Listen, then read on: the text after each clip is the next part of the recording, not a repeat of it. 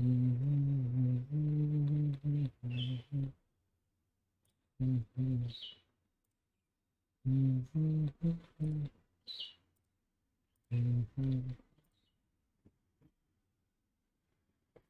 in this particular, this is the first question that we are seeing. Prompt corrective action framework of RBI. Question आपसे ये पूछ रहा है, prompt corrective action framework of RBI, which among the following is the reason for RBI to issue prompt corrective action framework. यानी कि ये किसी तरह का गाइडलाइन है. You can say that RBI ने किसी तरह की गाइडलाइंस इशू करी हैं और आपसे पूछ रहा है कि इसका क्या कारण है, what is the reason why this prompt corrective action framework has been announced. Now you have option one से ऑफ क्वेश्चन नंबर वन का option A, to check the growing menace means problems of NPAs. Now what is NPA? I think it is easier for you. Non-performing asset. Second, to check mishandling of funds of RBI by banks. Third, to prevent the issue of money laundering by way of investing in cryptocurrencies. And fourth, all of the above. So you need to just pinpoint and tell me कि आपको कौन सा option सही लगता है.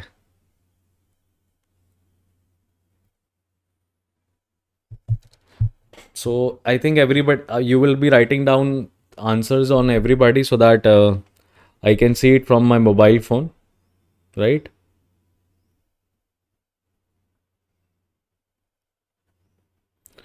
All right. So, as I can see, only one person has answered D. Okay, two people have answered D. अच्छा, ये CLAT का लॉजिक चला रहे हो क्या बेटा कि ऑल ऑफ द अबव है तो ऑल ऑफ द अबव सही आंसर होगा? इज दैट सो?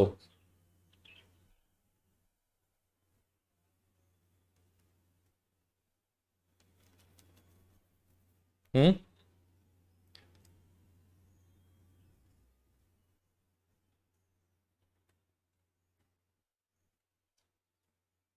ठीक है, आंसर्स आ गए अपने पास. डी और C. Three people are stating D, one is stating C. The correct answer obviously is none of the above. The correct answer is A. Now you see, RBI, reserve bank of India, अगर कुछ भी issue कर रहा है तो वो अपनी banks को इशू करेगा. कौन सी बैंक्स को इशू कर सकता है? आरबीआई किन बैंक्स को गाइडलाइंस इशू कर सकता है? आरबीआई बेसिकली कॉमर्शियल बैंक्स को, commercial banks, non banking financial companies, NBFCs, cooperative banks, इन सब को गाइडलाइन इशू कर सकता है. Are you getting this?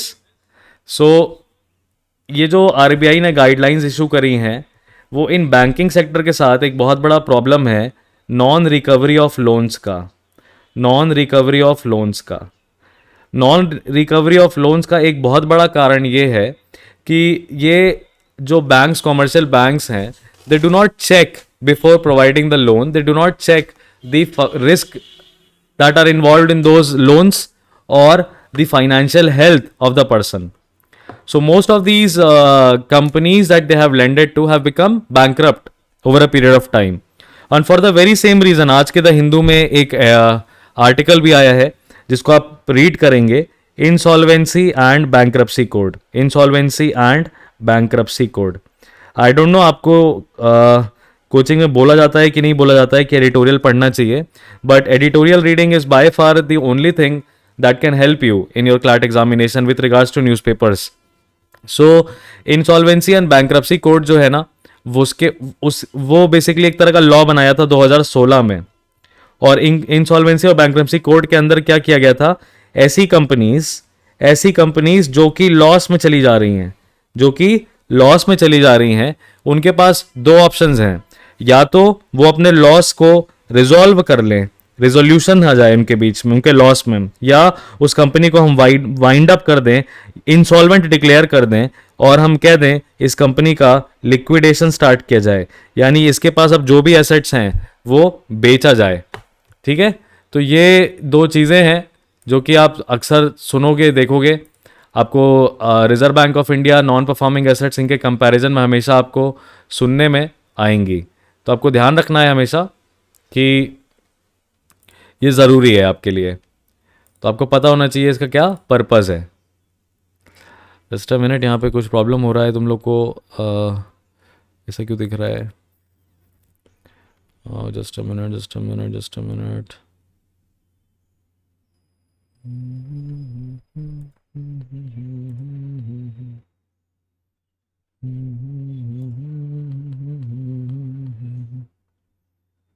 ठीक है, तो पहले वाले क्वेश्चन का तो कोई आंसर सही नहीं दे पाया। अभी अपन चलते हैं दूसरे सवाल की तरफ। Second question, election commission of India seeks restriction on cash flow. ठीक, क्वेश्चन कह रहा है which among the following acts of parliament makes it mandatory for the political party to disclose donations above ₹20,000 to the election commission of India. और मैं एक बात तुम लोगों को बता देता हूं, तुम you are not the only students that are studying. 99% of the students were got this correct. 99% of CLAT students got this question as correct. So you need to know where are your positioning as with regards to the electoral bond. You know, this electoral bond scheme was there in the news. हालांकि ये matter अभी electoral bond का sub judice है। Sub judice कहने का मतलब क्या होता है?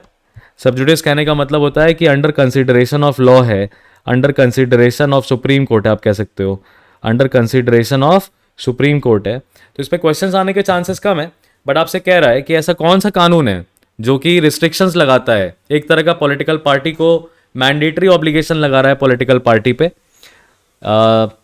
सो that you see they disclose कि 20,000 ऊपर का डोनेशन आया उसको पार्टी को, तो वो डिस्क्लोज करें कि किसने दिया। Representation of people act 1950, representation of people act 1951, income tax act 1961 और ऑफ द अबव। अगेन मुझे पता है आप all of the above mark करना चाहेंगे, but again all of the above question सही नहीं होगा। अब सभी बच्चों के आंसर्स आ रहे हैं, very good, B B B B B, great. So अपने को ये जानकारी रखनी चाहिए कि रिप्रेजेंटेशन ऑफ पीपल एक्ट दो हैं, कौन कौन से हैं? रिप्रेजेंटेशन ऑफ पीपल एक्ट 1950 का है, रिप्रेजेंटेशन ऑफ पीपल एक्ट 1951 का है। रोपा 1950 है, रोपा 1951 है।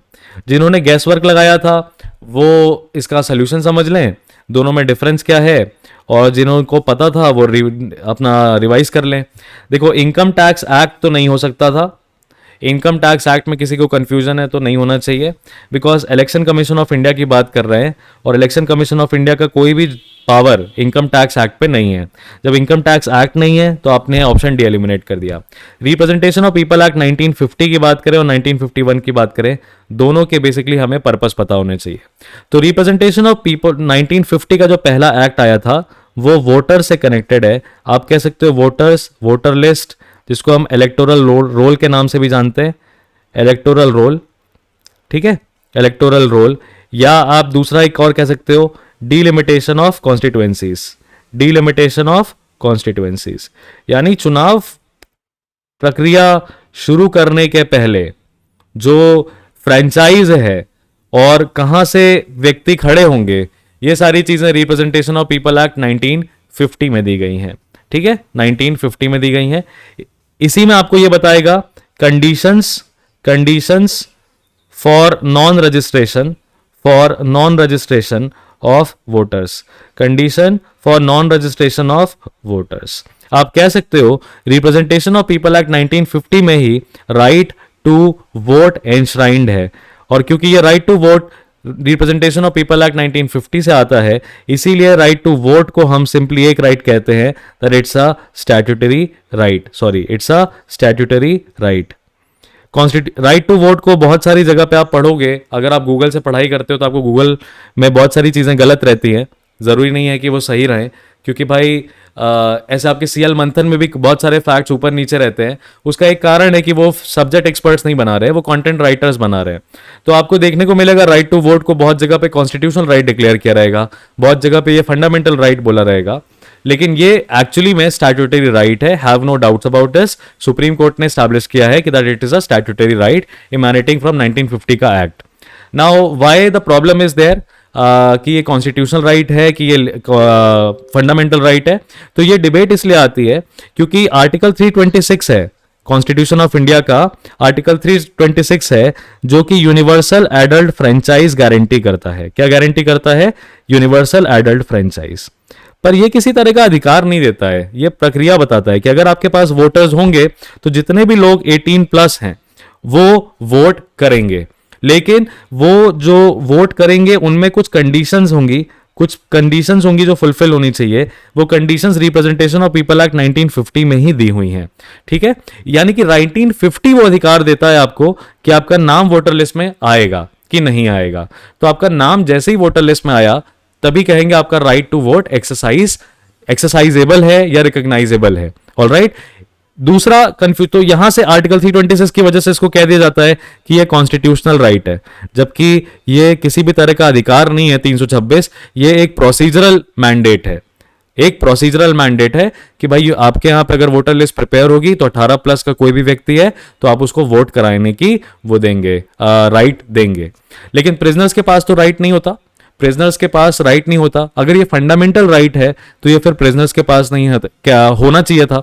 बहुत सारे लोगों को डिस्क्वालीफाई कर दिया जाता है एक पर्टिकुलर कॉन्स्टिट्यूएंसी से। अगर वो दो कॉन्स्टिट्यूएंसीज में रजिस्टर्ड है तो एक जगह से उनका नाम हटा दिया जाएगा, दूसरी जगह पे रहेगा। तो अगेन किसी तरीके से आपको डिसएंटाइटल किया जा रहा है किसी भी कॉन्स्टिट्यूएंसी से, तो नेचुरल सी बात है, वो आपका फंडामेंटल राइट तो नहीं हो सकता, बिकॉज फंडामेंटल राइट तो यूनिवर्सल है, exercisable everywhere within the territory of India. दूसरा, फंडामेंटल राइट क्यों कंफ्यूजन आता है इसमें? क्योंकि सुप्रीम कोर्ट ने बहुत बार कहा है कि ये राइट टू वोट एक तरह का राइट टू एक्सप्रेस है, एक तरह का राइट टू एक्सप्रेस है, जो कि article 19 clause 1 sub clause A से निकल के आता है। ठीक है, अब पता नहीं आप लोग कॉन्स्टिट्यूशन में ये चीजें पढ़े हो कि नहीं पढ़े हो, बिकॉज अगेन ये लॉ की बातें हैं, तो डेफिनेटली आपको एक्सपर्ट से ही ये सारी चीजें रेफर करनी चाहिए।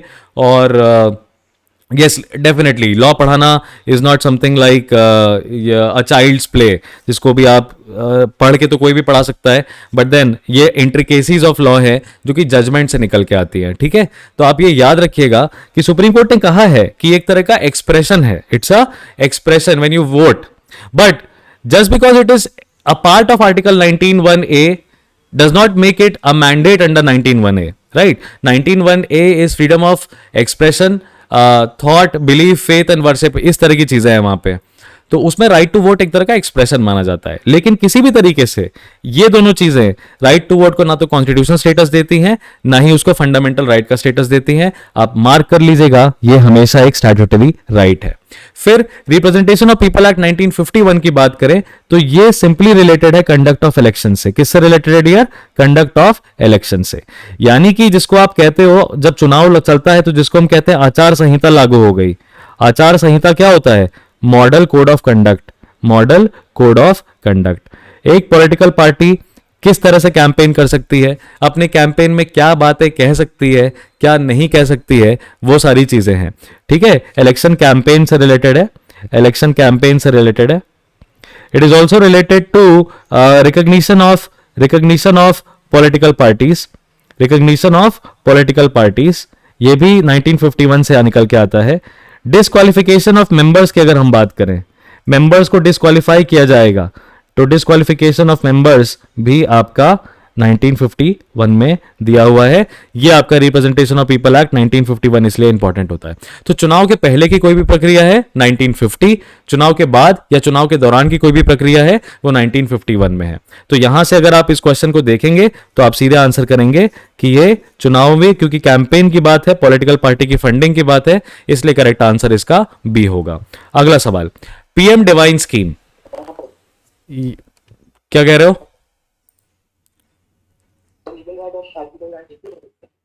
क्या? देखो, लीगल राइट तो कोई भी अधिकार जो कि कानून में दिया हुआ है वो लीगल राइट हो सकता है। तो लीगल राइट कभी नहीं कहा जाता, कभी भी लीगल राइट क्या, ये तो बहुत बड़ा सेट हो गया। लीगल राइट के 3 प्रकार हो गए, लीगल राइट के 3 प्रकार हो गए। अच्छा तुमने ये क्वेश्चन रेज कर दिया। देखो भाई, ये अगर लीगल राइट आपको कहीं कह दिया जाए वैसे अगर कहीं पे भी ये ऑप्शन लिखा हुआ है लीगल राइट, तो वो बहुत बहुत गलत ऑप्शन लिखा हुआ है, ठीक है, क्योंकि लीगल राइट कॉन्स्टिट्यूशनल राइट का लीगल राइट नहीं होता है, कॉन्स्टिट्यूशन का लॉ नहीं है ना। क्या फंडामेंटल राइट लीगल राइट नहीं होगा? क्या ह्यूमन राइट्स जो कि universal declaration of human rights 1948 में मेंशन्ड है, क्या वो लीगल राइट नहीं है? ठीक है। तो और अगर हम बात करें वाइल्ड लाइफ प्रोटेक्शन एक्ट में, वाइल्ड लाइफ प्रोटेक्शन एक्ट में, फॉरेस्ट राइट्स एक्ट में, फॉरेस्ट राइट्स एक्ट में कुछ राइट्स मेंशन्ड है कि नहीं मेंशन्ड है लोगों के? फॉरेस्ट राइट एक्ट 1980 है। देन वी हैव ट्राइबल्स का एक्ट, ट्राइबल्स का एक्ट है 2006 का आई थिंक। तो क्या उनमें अधिकार नहीं मेंशन्ड है?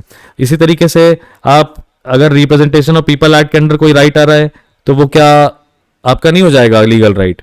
तो constitutional right, statutory right, fundamental right और ह्यूमन राइट, ये चार तरीके के ही क्लासिफिकेशन होते हैं किसी भी अधिकार के। याद रखिएगा ये चीज, मेरी बात को आज गांठ बांध के लिख लीजिए। या तो अधिकार किसी एक पार्लियामेंट के बनाए हुए कानून में दिया रहेगा, पार्लियामेंट ने अगर किसी एक्ट के अंदर वो राइट दिया तो ऐसे राइट को आप स्टैट्यूटरी कहते हो। अगर आपके संविधान में दिया हुआ है, फंडामेंटल राइट में नहीं दिया हुआ है, पार्ट 3 में नहीं है, लेकिन संविधान में कहीं और दिया हुआ है, तो वो आपका कॉन्स्टिट्यूशनल राइट है। पूरे कॉन्स्टिट्यूशन में सिर्फ एक अधिकार ऐसा है जो कॉन्स्टिट्यूशनल राइट है, that is right to property. ये याद रखिएगा, right to property. Right to property पहले फंडामेंटल राइट हुआ करता था, बाद में उसको आर्टिकल 300A में ट्रांसफर कर दिया गया। ठीक है, कौन सी एक्ट थी? 44th अमेंडमेंट एक्ट थी, 44th अमेंडमेंट एक्ट थी 1978 की, जिसके बाद राइट टू प्रॉपर्टी को फंडामेंटल राइट से चेंज करके कॉन्स्टिट्यूशनल राइट में कर दिया गया। तो पूरे संविधान में सिर्फ एक ही कॉन्स्टिट्यूशनल राइट है आपके पास, राइट टू प्रॉपर्टी। बाकी सारे राइट्स जो हैं वो पार्ट 3 में मेंशन है कॉन्स्टिट्यूशन के, वो फंडामेंटल राइट है। ऑलराइट, और कुछ ऐसे अधिकार जो कि आपको मानव होने के, ह्यूमन होने के कारण मिलते हैं, जो कि आपके इंटरनेशनल कन्वेंशंस में दिए हुए हैं, उनको हम ह्यूमन राइट्स कहते हैं। क्या कहते हैं? Human rights. तो yes, every statutory right is a legal right and that would not be the correct answer to say, because अगर आप legal right कह रहे हो तो ये चारों legal right हो जाएंगे। Are you clear with this or not? ये confusion बढ़ गया आपका? Sorted? चलो अगले स्कीम पे आ जाओ। ये पीएम डिवाइन स्कीम है, ये आप अपने टॉपिक में लिख लीजिए, पीएम डिवाइन स्कीम को एनालिस्ट कर लीजिए। क्वेश्चन कह रहा है बजट 2022 में ये अनाउंस किया गया था किस चीज के डेवलपमेंट के लिए? कॉमन सेंस से इस क्वेश्चन को आंसर कर सकते हैं आप, कॉमन सेंस से इस क्वेश्चन को आंसर किया जा सकता है। इसमें आपको पीएम डिवाइन के बारे में सब कुछ पता हो ये जरूरी नहीं है। देखते हैं कॉमन सेंस आपका कितना काम करता है।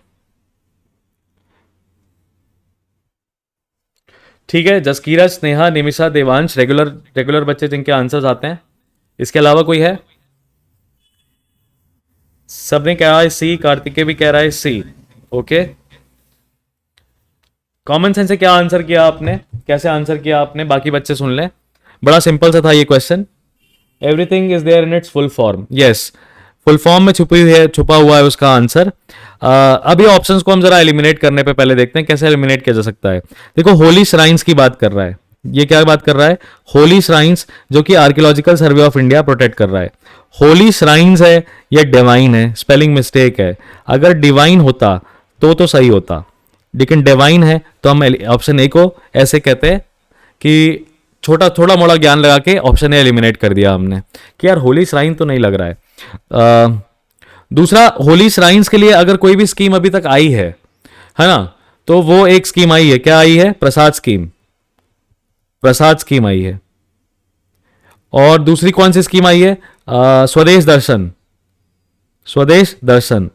ये दो स्कीम्स किसके अंडर आई हैं? ये टूरिज्म के अंडर आई हैं, मिनिस्ट्री ऑफ टूरिज्म के अंडर आई हैं, टूरिज्म प्रमोशन के लिए आई है। भाई स्वदेश दर्शन स्कीम में आपने सुना होगा रामायण सर्किट, बुद्धिस्ट सर्किट और अंबेडकर सर्किट, 3 तरह के सर्किट्स बनाए जा रहे हैं।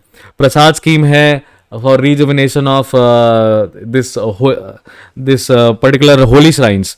ठीक है, उनको कनेक्ट करेंगे, तो ए तो नहीं हो सकता।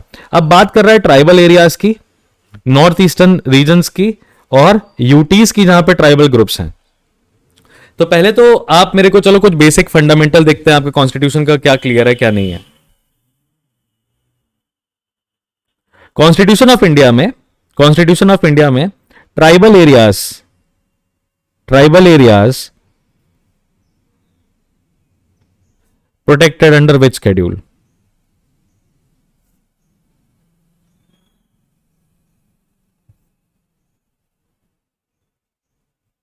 कॉन्स्टिट्यूशन ऑफ इंडिया में ट्राइबल एरियाज को किस शेड्यूल के अंदर प्रोटेक्ट किया गया है?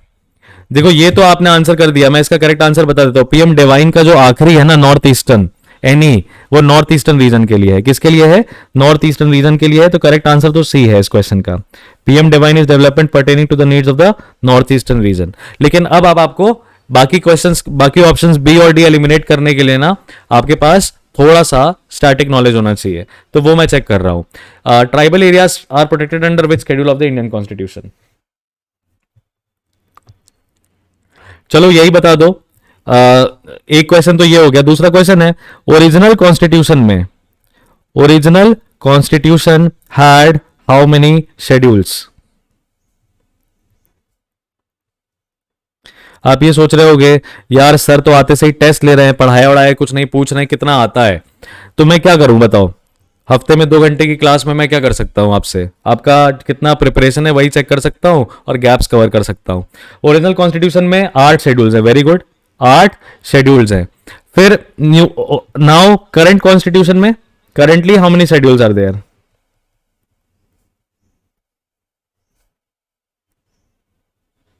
Currently how many schedules are there? Very good, 12 schedules are there, 12 schedules हैं। ठीक है, ठीक है। ये शेड्यूल्स को याद करने का तरीका पता है आपको? Do you remember, do you know the way to remember all these schedules? आपको, आपने सुना होगा, वैसे तो तुम सब यूट्यूब पे बहुत एक्टिव हो। बड़ा बड़ा सिंपल तरीका है, टीयर्स ऑफ ओल्ड पीएम, ये तरीका आपको पता होगा याद करने का। ठीक है, टीयर्स ऑफ ओल्ड पीएम, ये नेमोनिक है। ठीक है, आपको पता है, एवरीबडी नोज दिस नेमोनिक, कैसे याद करना है? या आप जानना चाहोगे कि कैसे याद कर सकते हैं? How can we remember this? एक ने आंसर किया है सर ये 6 शेड्यूल में मेंशनड है। मैंने पूछा था ना ट्राइबल एरियाज का प्रोटेक्शन किस शेड्यूल में मेंशनड है, वो कह रहा है 6 शेड्यूल में मेंशनड है। आंसर बिल्कुल गलत है, answer is incorrect. Do you want to remember, do you want to know कि ये नेमोनिक कैसे याद करना है? बिकॉज अक्सर क्वेश्चन पूछा जाएगा आपसे। ऐसा पूछा जा सकता है, anti defection law is given under which schedule of the Indian constitution? 22 scheduled languages are given under which schedule of the Indian constitution? Separation of powers are given under which schedule of the Indian Constitution? These are very general polity-based questions that are a part of ALET examination. Very precisely, they are always asked in ALET. ALET का बड़ा ALET को बहुत लगाव है दो चीज़ों से, एक पॉलिटी से, दूसरा इंटरनेशनल बॉडीज से। तो बहुत सारे सवाल वहां से पूछता है। तो अगर आप जानना चाहेंगे तो मैं बता सकता हूं, नहीं तो हम समय अपना बर्बाद नहीं करेंगे, हम समय को यहां पे सेव करेंगे।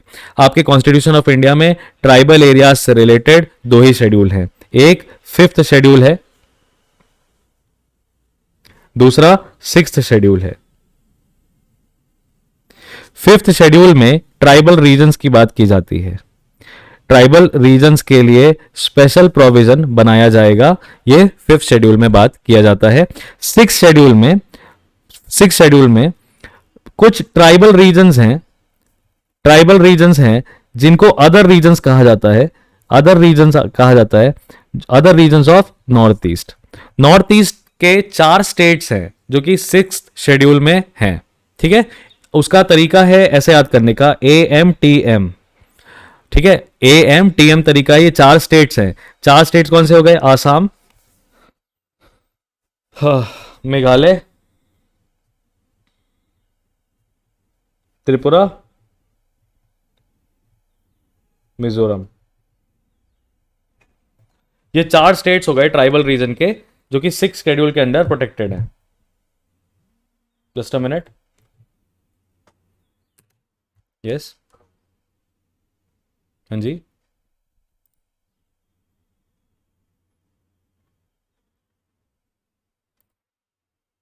ठीक है, तो आप ये याद रखिएगा, 6th शेड्यूल में 4 स्टेट्स, 5th शेड्यूल में ट्राइबल रीजन्स। आपसे पूछ रहा है कि मैंने पूछा क्वेश्चन ट्राइबल एरियाज किसके अंडर प्रोटेक्टेड है, तो आप आंसर कर दोगे यहाँ पे हमें सीधे, सर 5th शेड्यूल में प्रोटेक्टेड है।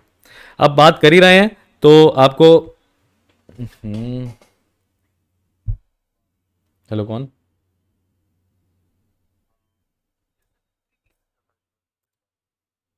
जी सर बताएं।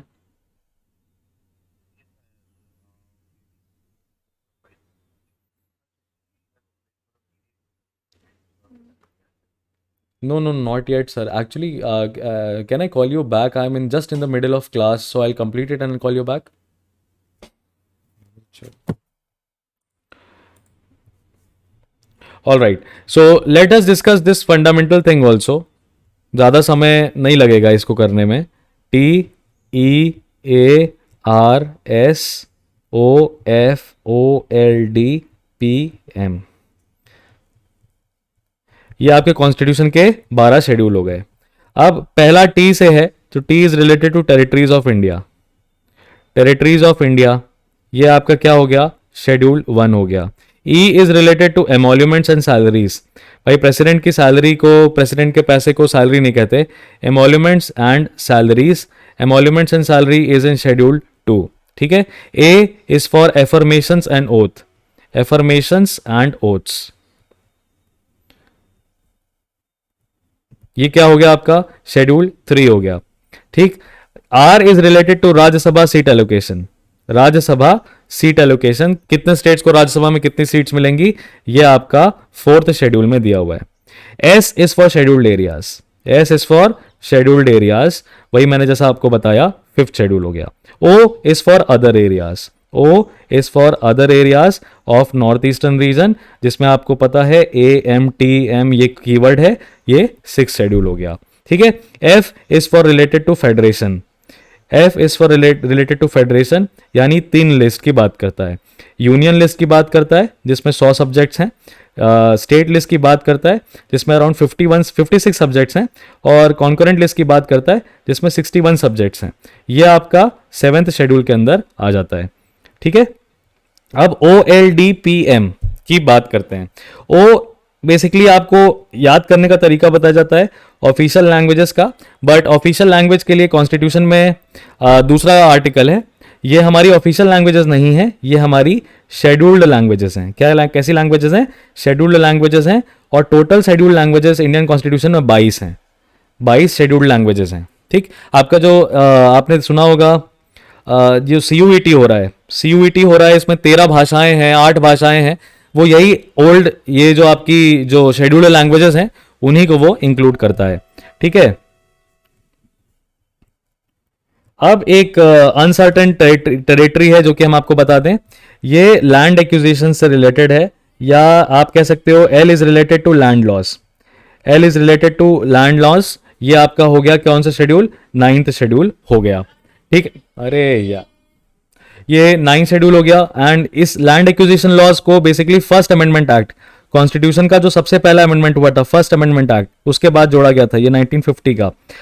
डी की बात करें तो ये डिफेक्शन लॉ है. क्या है, डिफेक्शन लॉ, कि चुनाव जीतने के बाद आप अपना पॉलिटिकल पार्टी क्या है, चेंज नहीं कर सकते. ये शेड्यूल 10 है. ये 52nd अमेंडमेंट एक्ट से जोड़ा गया था. 52nd अमेंडमेंट एक्ट थी ये, 52nd अमेंडमेंट एक्ट, याद रखिएगा.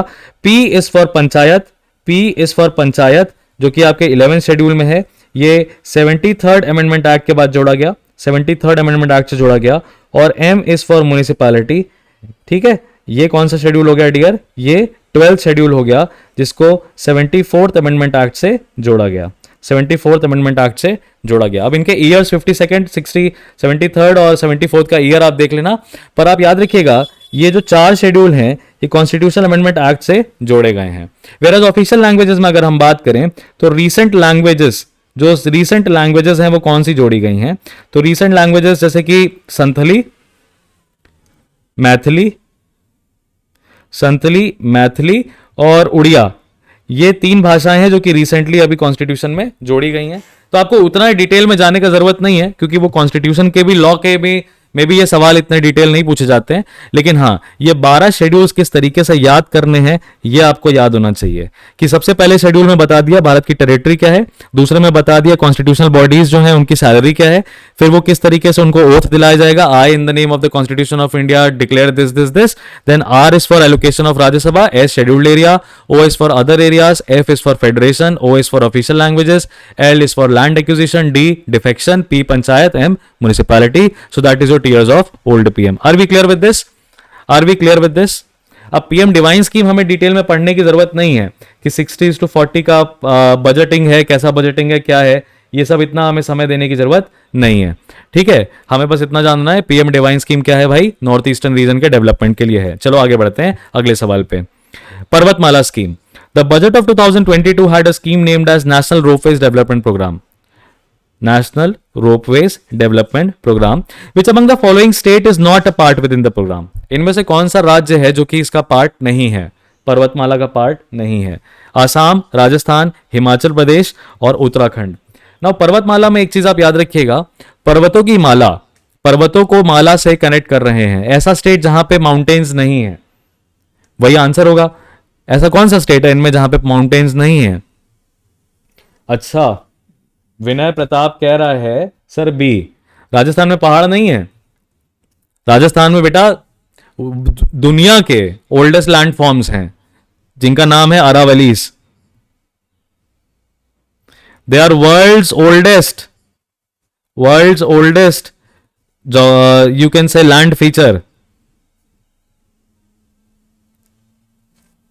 अरावलीज। कितने लाख साल पुराने पता है तुमको? 1.5 लाख साल, 1.5 लाख 2 लाख साल पुराने हैं। उनसे कह लो कि इनके 50-60 हजार साल बाद हिमालयस बने थे। तो अरावलीज तब के हैं जब हम अफ्रीका का पार्ट हुआ करते थे। तो अरावलीज हैं बेटा राजस्थान में। अब option A B C D में कुछ कॉमन है और कुछ अनकॉमन चीज है। आप अगर कॉमनैलिटी ढूंढ लोगे तो आप मार्क कर लोगे। अच्छा, आसाम में पहाड़ नहीं है। Okay, Madhulika, Vinay, Rahul, Devansh, Nimisha, Arishka and Muskan Ali all stated A. मैंने कहा 4 ऑप्शंस में से कॉमन ढूंढो बॉस। एक बच्चा है जिसने कहा सी, अंशिका दीक्षित ने कहा सी। कॉमन नहीं ढूंढ पाए। मैंने हल्का सा कंफ्यूज किया और कंफ्यूज हो गया, अपने आंसर्स चेंज कर दिए। बस यही दिखाता है कि बेटा टुक्के में चल रहा है जिंदगी तुम्हारा करंट अफेयर्स का। मत करो ऐसा अपने साथ, ठीक है? क्योंकि लास्ट मोमेंट में एग्जामिनेशन देते दौरान आप अगर ज़्यादा ओवर स्ट्रेस कर रहे होते हो या आपको पता होता है कि आपके 2 सेक्शंस बेकार गए हैं, जीके भी आपको ज़्यादा नहीं आ रहा है, आप कॉमन सेंस लगाते लगाते गलत कर दोगे। आसाम में, हिमाचल प्रदेश में और उत्तराखंड में, तीनों में एक चीज कॉमन है, हिमालयास। और हिमालयास के लिए ही स्कीम आई है पर्वतमाला। पर्वतमाला का बेसिक पर्पस क्या है? मोबिलिटी बढ़ाना। मोबिलिटी बढ़ाने के साथ साथ टूरिज्म भी प्रमोट करना है। मोबिलिटी प्रमोट करना है, टूरिज्म प्रमोट करना है। इसीलिए करेक्ट आंसर है Rajasthan. This state is not a part under पर्वतमाला. So you people were correct, but the logics you used were incorrect. I had to correct the logics. ठीक है? Are you getting this? So correct answer is Rajasthan. It is not a part within the program. All the Himalayan states are a part of this Parvatmala program. Are we clear? Let's move ahead. PM किसान संपदा योजना, ध्यान करिएगा, ध्यान से देखिएगा, किसान भी है और संपदा भी है. किसान संपदा मतलब इकोनॉमिक डेवलपमेंट, पूरा होलिस्टिक डेवलपमेंट ऑफ किसान हो. Recently government of India has extended the tenure of PM किसान संपदा योजना, जो कि 2017 में अनाउंस की गई थी. It is implemented by ministry of food processing industries. The purpose आपसे पूछ रहा है, what is the purpose? The purpose of the scheme is to question mark. A B C D 4 options आपके पास, रीड करिए, मार्क करिए, फिर मैं सजेस्ट करूंगा आपको कि आपको कैसे एलिमिनेट करना था. अब क्वेश्चन नंबर 5 का आंसर आप ऐसे नहीं करिएगा ए बी सी डी, आप 5th का ए 5th का सी ये लिखिए की पैड से. 5th का ए 5th का बी 5th का सी 5th का डी, तो ही समझ में आ पाएगा.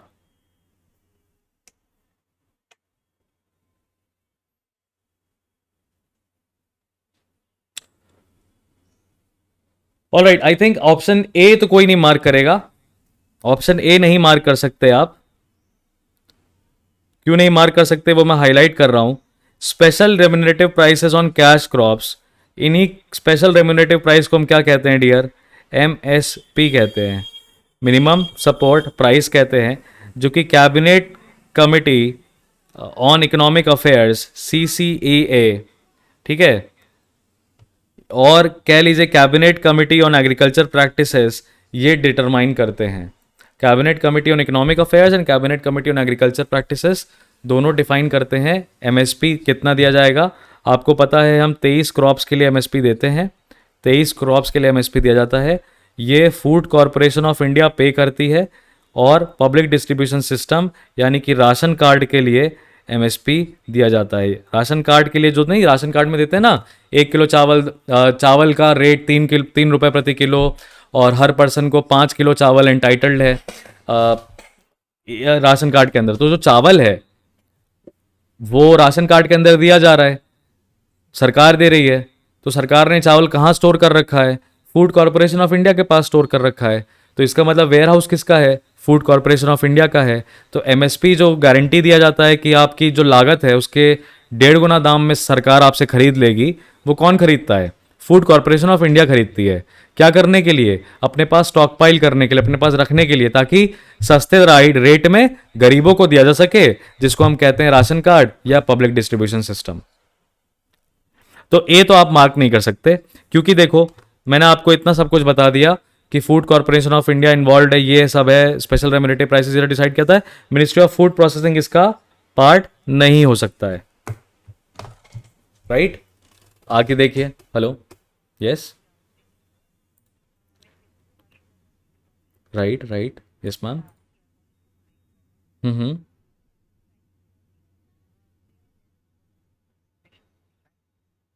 No, ma'am. I might have been just checking it.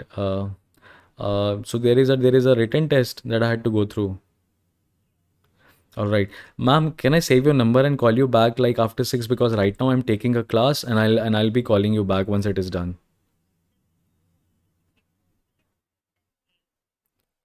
Not after 6. All right, that the office hours. Office hours. Okay, I get it. So I'll be communicating you over text, and probably we'll have a discussion tomorrow for this. All right. Thank you. Thank you. Thank you. Good day.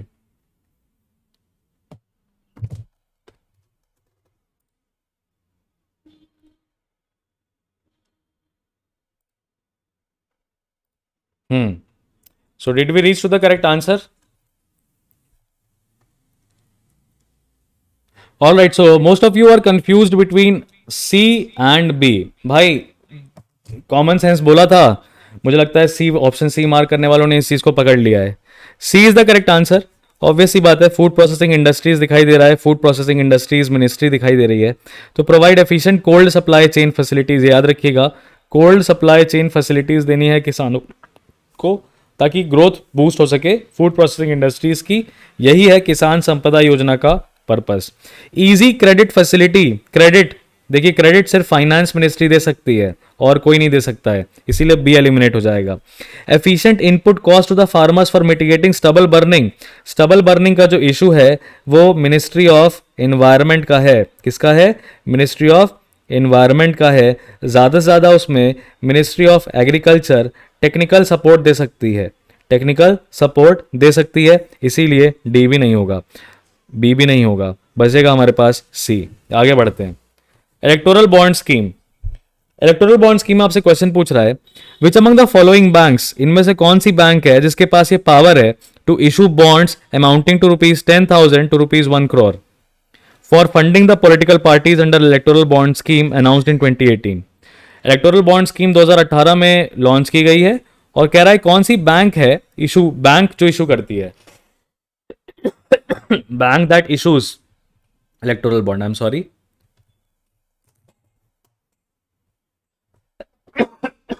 please don't mark A, don't give me that kind of logic, please don't mark A,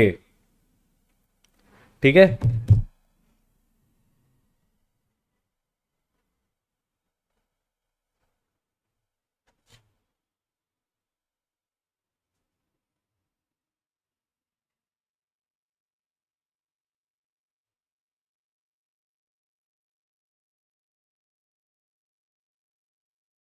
Arsalan is in this class also. Arsalan तो दूसरी coaching का बच्चा है। Arsalan, how come you are in this class? If I am correct to know, तुम बिलाना में रहते हो ना? All right, the correct answer is State Bank of India. Yes, अच्छा ठीक है, फिर दूसरा बंदा होगा। ठीक है ठीक है ठीक है, thank you. Reserve bank of India नहीं हो सकता भाई, चुनावी प्रक्रिया में इसको कोई काम नहीं है। स्टेट बैंक ऑफ इंडिया, इतना बस याद रखिए, state Bank of India is the bank जो कि इलेक्टोरल बॉन्ड स्कीम से रिलेटेड है। अगला आ जाइए, याद रखिएगा 2018 में आया है, लेकिन अभी सुप्रीम कोर्ट क्या इसने वो कर दिया है, सुप्रीम कोर्ट ने इसको सब्जुडिस कर दिया है, तो नहीं पूछेगा आपसे। प्रधानमंत्री ग्राम सड़क योजना, ग्राम भी है सड़क भी है। Recently the scheme for the development of road infrastructure in India, Pradhan Mantri Gram Sadak Yojana has been extended for another 5 years। 2000 में अनाउंस की गई थी योजना। कौन सा मंत्रालय इंप्लीमेंट कर रहा है? Ministry of finance, ministry of rural development, ministry of Panchayati Raj, ministry of road transport and highways. So ministry of finance आप एलिमिनेट कर देंगे, you won't be marking this for obvious reasons. Ministry of Panchayati Raj, rural development and road transport and highways. So Panchayati Raj definitely has a role, Panchayati Raj institutions have a role here to make sure that जो required areas हैं वहां पे road बन जाए। So they might be assisting the state government in identifying those areas जहां से road बनाना जरूरी है, या जिसको ऐसे particular remote areas, remote villages जिनको मेन स्ट्रीम मार्केट से या तहसील से कनेक्ट करना जरूरी है। But ministry of Panchayati Raj का इसमें कोई रोल नहीं हो सकता, because ministry of Panchayati Raj का सिर्फ इतना काम है कि पंचायत अच्छे से चल रही है कि नहीं चल रही है, म्यूनिसिपैलिटी अच्छे से चल रही है कि नहीं चल रही है। तो उसका कोई भी काम ग्राम निर्माण में नहीं हो सकता है, सड़क निर्माण में तो बिल्कुल भी नहीं हो सकता है। तो ए और सी एलिमिनेट कर दिया। अब हमारे पास बी बचता है, डी बचता है। देखो आपको क्लिक कर रहा होगा, ऑब्वियस आंसर क्लिक कर रहा होगा कि ऑब्वियसली ये डी है, minister of road transport and highways. बस यहां पे यही कैच है कि इस पर्टिकुलर क्वेश्चन में ग्राम सड़क योजना में रूरल डेवलपमेंट मिनिस्ट्री रिस्पॉन्सिबल है। ग्राम सड़क योजना में रूरल डेवलपमेंट मिनिस्ट्री रिस्पॉन्सिबल है for the development of roads, rural roads. ठीक है। अगर आप कभी हिमाचल प्रदेश घूमने जाओगे, Manali, Kasol, then you will go to Pulga, या उसके ऊपर आप अगर जाओगे you will go to Spiti valley and some those areas. तो वहाँ पे आप कभी भी whenever you will step down ना, कि मैगी वैगी खाने के लिए रुकते हैं वहाँ पे, तो आपको बोर्ड लगे दिख जाएंगे प्रधानमंत्री ग्राम सड़क योजना के। तो वो ऐसे रिमोटेस्ट एरियाज थे जिनको मेन स्ट्रीम कम्युनिटी के साथ कनेक्ट करना था, टूरिज्म प्रमोट करना था, तो वो मिनिस्ट्री ऑफ रूरल डेवलपमेंट करवा रही है। ठीक है। 7th का करेक्ट आंसर आपने मार्क किया था बी, बहुत बढ़िया। और Madhulika Bhaskar, Nimisha Verma, Samit Anand and Devansh Pandey, good. Next question, PPP model in India से रिलेटेड कौन सी कमिटी है? पब्लिक प्राइवेट पार्टनरशिप मॉडल को 2015 में एक कमेटी बनाई गई थी स्टडी करने के लिए। कौन सी कमेटी है जो कि रिस्पॉन्सिबल है? बलवंत राय मेहता कमेटी, विजय केलकर कमेटी, रंगराजन कमेटी या तेंदुलकर कमेटी?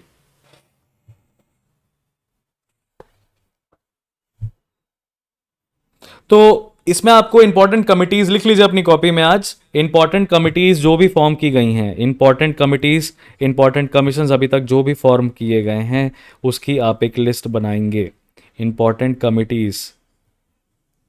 ठीक है। और इसका करेक्ट आंसर है Vijay Kelkar committee. Private public private partnership model के लिए विजय केलकर कमेटी है। बलवंत राय मेहता कमेटी बनाई गई थी सेंटर स्टेट रिलेशंस के लिए। किसके लिए? सेंटर स्टेट रिलेशंस के लिए। बलवंत राय मेहता कमेटी ने ही लोकल सेल्फ गवर्नमेंट की बात की थी। रंगराजन कमेटी बैंकिंग रिफॉर्म से रिलेटेड है। किससे रिलेटेड है? बैंकिंग रिफॉर्म से रिलेटेड है। कैपिटल इसी तरह बैंकिंग रिफॉर्म से एक और कमेटी रिलेटेड है जिसको आप कहते हो जलान कमेटी, बैंकिंग रिफॉर्म्स।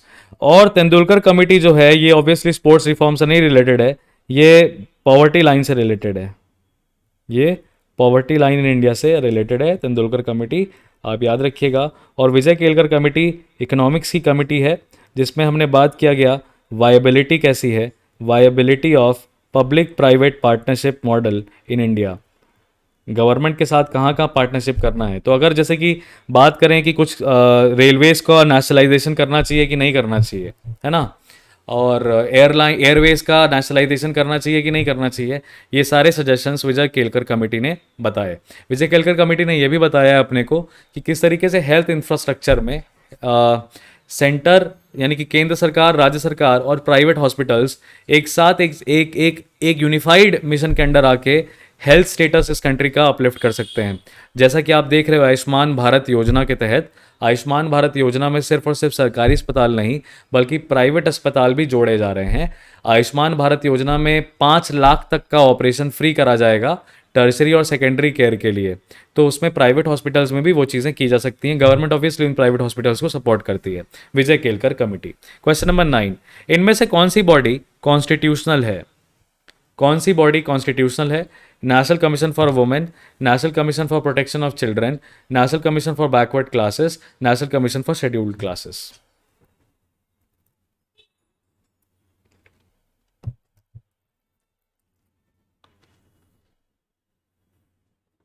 बड़ा सिंपल आंसर है क्वेश्चन नंबर 9 का, बहुत डायरेक्ट आंसर है, एलिमिनेशन से ही होगा। नॉलेज काम नहीं करेगी यहाँ पे, नॉलेज रहेगी तो कंफ्यूज हो गए, एलिमिनेशन से होगा।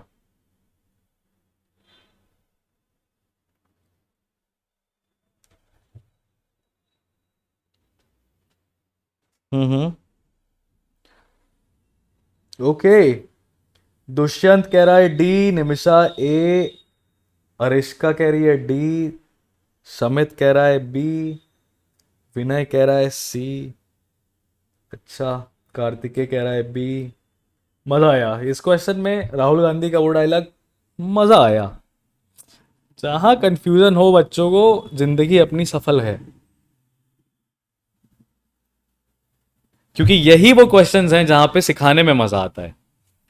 कॉन्स्टिट्यूशनल बॉडी कैसे कह दिया तुमने इसको, नेशनल कमीशन फॉर वुमेन को, है national human rights commission, national commission for women, national commission for protection of rights of children, या एनसीपीआरसी, एनसीपीसीआर, जो भी आप याद रहे, नेशनल ग्रीन ट्रिब्यूनल। ये 4 ऐसी बॉडीज हैं जो कि not constitutional, not constitutional. All of these bodies are statutory bodies. कैसी बॉडीज हैं? स्टैट्यूटरी बॉडीज हैं। ऑप्शन ए नहीं होगा करेक्ट आंसर। जब ऑप्शन ए नहीं है, ऑप्शन बी नाम की कोई बॉडी ही नहीं है, इनकम्प्लीट नाम है, तो बी एलिमिनेट कर दिया। अब सी और डी में कंफ्यूजन आ रहा होगा, तो एक चीज याद रखना, national commission on scheduled tribe, है ना, national commission on scheduled caste. ये दोनों बॉडीज क्या है? एक आर्टिकल 338 में डिफाइंड है, एक आर्टिकल 338 ए में डिफाइंड है, और ये कैसी बॉडीज हो गई? कॉन्स्टिट्यूशनल बॉडीज हो गई। यहां पे क्लास लिखा है, मैंने कास्ट बताया है, तो डी एलिमिनेट कर दोगे डी एलिमिनेट। इनकरेक्ट नाम की वजह से बचेगा आपके पास एक नाम, एनसीबीसी। करेक्ट आंसर है national commission for backward classes. इस बॉडी के बारे में एक खास बात यह है कि earlier it was statutory, earlier it was statutory, later on constitution amend किया गया, कॉन्स्टिट्यूशन को अमेंड किया गया और आर्टिकल 338 बी जोड़ा गया, जो कि एनसीबीसी को डिफाइन करता है। यही वो पर्टिकुलर बॉडी है जो आपने मराठा रिजर्वेशन का जब जजमेंट पढ़ा होगा, मराठास को रिजर्वेशन दे दिया था ना मराठा गवर्नमेंट ने, 50% के ऊपर जा रहा था, तो 50% का कैप है रिजर्वेशन पे, 50% सीट ही रिजर्व कर सकते हो। ये Indira Sahni versus union of India का जो जजमेंट है, उसी में सुप्रीम कोर्ट ने कहा कि एनसीबीसी जैसी बॉडी को पावर दो ना, ये रिकॉग्नाइज करने के लिए कि वो बैकवर्ड क्लासेस बताए, फिर एक स्टेट अपनी बैकवर्ड क्लासेस की लिस्ट गवर्नर को देगा, गवर्नर प्रेसिडेंट को देगा, प्रेसिडेंट वो लिस्ट अनाउंस कर देगा। तो NCBC is the correct answer. All right, are we clear? Let's move ahead. PESA act 1996 है। अच्छा, ये आपको लग रहा होगा कि ये बहुत ज़्यादा एक्ट्स क्यों आ रही हैं, बार बार इतनी एक्ट्स क्यों आ रही हैं।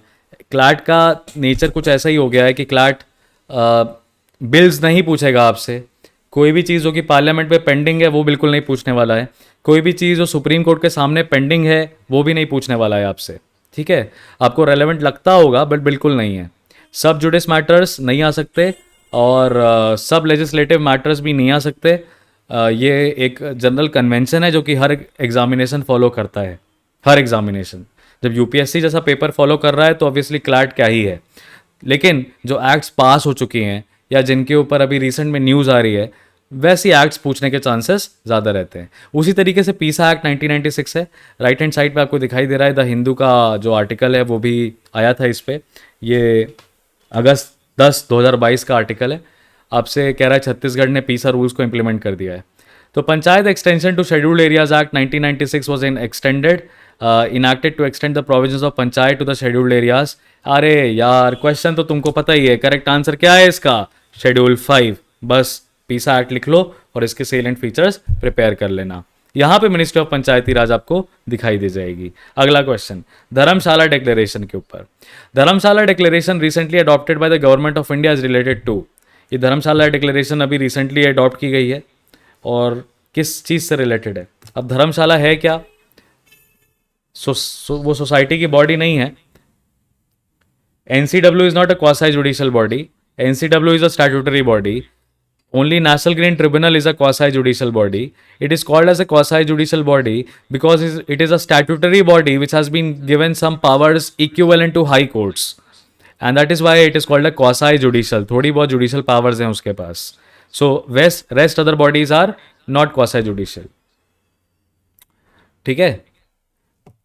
They have certain powers of civil court, National Commission for Women and National Commission for Human Rights. National Human Rights Commission, sorry, NHRC. They have some civil court rights, but they are statutory bodies. Civil court का अधिकार उनके पास ऐसा है कि वो compensation या सुनवाई नहीं कर सकते। वो मेयरली व्यक्ति की कंप्लेन को रजिस्टर करा सकते हैं, वो मदद कर सकते हैं डॉक्यूमेंट्स वेरीफाई करने में, वो मदद कर सकते हैं एफआईआर रजिस्टर कराने में। तो वो कोर्ट्स नहीं है अपने आप में, ठीक है? उनके पास कुछ पावर्स हैं सिविल कोर्ट्स की, इसीलिए उनको क्वासी जुडिशियल हम नहीं कहेंगे, वो स्टैट्यूटरी हैं। एनजीटी क्वासी जुडिशियल है, ठीक है? ओके, क्वेश्चन नंबर 11 पे आ जाएं। धर्मशाला डिक्लेरेशन पे क्या किया गया है बॉस? बहुत ही बढ़िया। धर्मशाला आपको पता है एक टूरिस्ट स्पॉट है, एक टूरिस्ट स्पॉट है, तो ऑब्वियसली प्रमोशन ऑफ टूरिज्म से रिलेटेड है, प्रमोशन ऑफ टूरिज्म से रिलेटेड है। वल्नरेबल बॉर्डर्स नहीं है। कल्चरल एजुकेशन इन लाइन्स बिल्कुल नहीं, नन ऑफ द अबव अपने आप एलिमिनेट हो जाता है, ये याद रखिएगा। ये वर्ल्ड टूरिज्म डे वाले दिन किसका अनम्यूट हुआ है? कौन अनम्यूट करके बैठा है? प्लीज़ म्यूट कर लो अपने आप को। ये वर्ल्ड टूरिज्म डे पे गवर्नमेंट ऑफ इंडिया ने अनाउंस किया है धर्मशाला डिक्लेरेशन। वर्ल्ड टूरिज्म डे हम कब ऑब्जर्व करते हैं? वर्ल्ड टूरिज्म डे कब ऑब्जर्व किया जाता है? इसका correct answer, world tourism day का करेक्ट आंसर है 27 सितंबर, 27 सितंबर, ठीक है? पता होगा तो बहुत अच्छी बात है, नहीं पता होगा तो याद कर लो। वर्ल्ड टूरिज्म डे 27 सितंबर। 17 सितंबर भी न्यूज में था, क्यों था 17 सितंबर न्यूज में?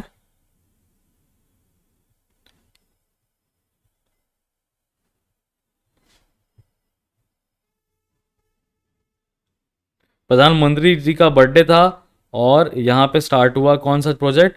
प्रोजेक्ट चीता, ठीक है? इसी तरीके से 7 सितंबर भी न्यूज में था।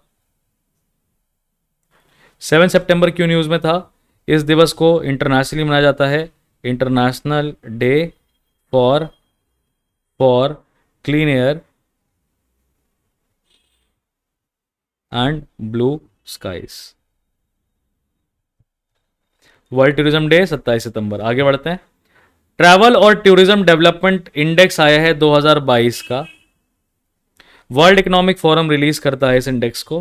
कौन रिलीज करता है? वर्ल्ड इकोनॉमिक फोरम रिलीज करता है। क्वेश्चन पूछ रहा है इसमें इंडिया की रैंक क्या है, रिसेंट वाले में इंडिया की रैंक क्या है? Travel and tourism development index अपनी कॉपी में लिख लीजिएगा, बहुत जरूरी है आपके लिए। और इसका करेक्ट आंसर है 54th। इंडिया की 4 रैंक स्लाइड हो चुकी है, 50th रैंक पे था, 54th रैंक पे आ गया है।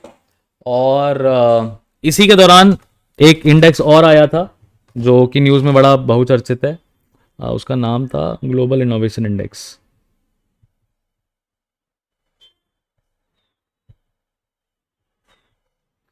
इंडिया की 40th पोजीशन आई है इस बार ग्लोबल इनोवेशन इंडेक्स 2022। चेक कर लीजिएगा आप। रैंकिंग्स एग्जैक्ट याद नहीं है मेरे को, बट हाँ ये भी न्यूज़ में आया था। मेरा गेस वर्क कह रहा है 40th रैंक है। इस पर नोट्स प्रिपेयर किए हैं, बता देंगे बाद में। Travel and tourism development index का 54th रैंक है, इतना याद रखिए। क्वेश्चन नंबर 14 पे आ जाएं।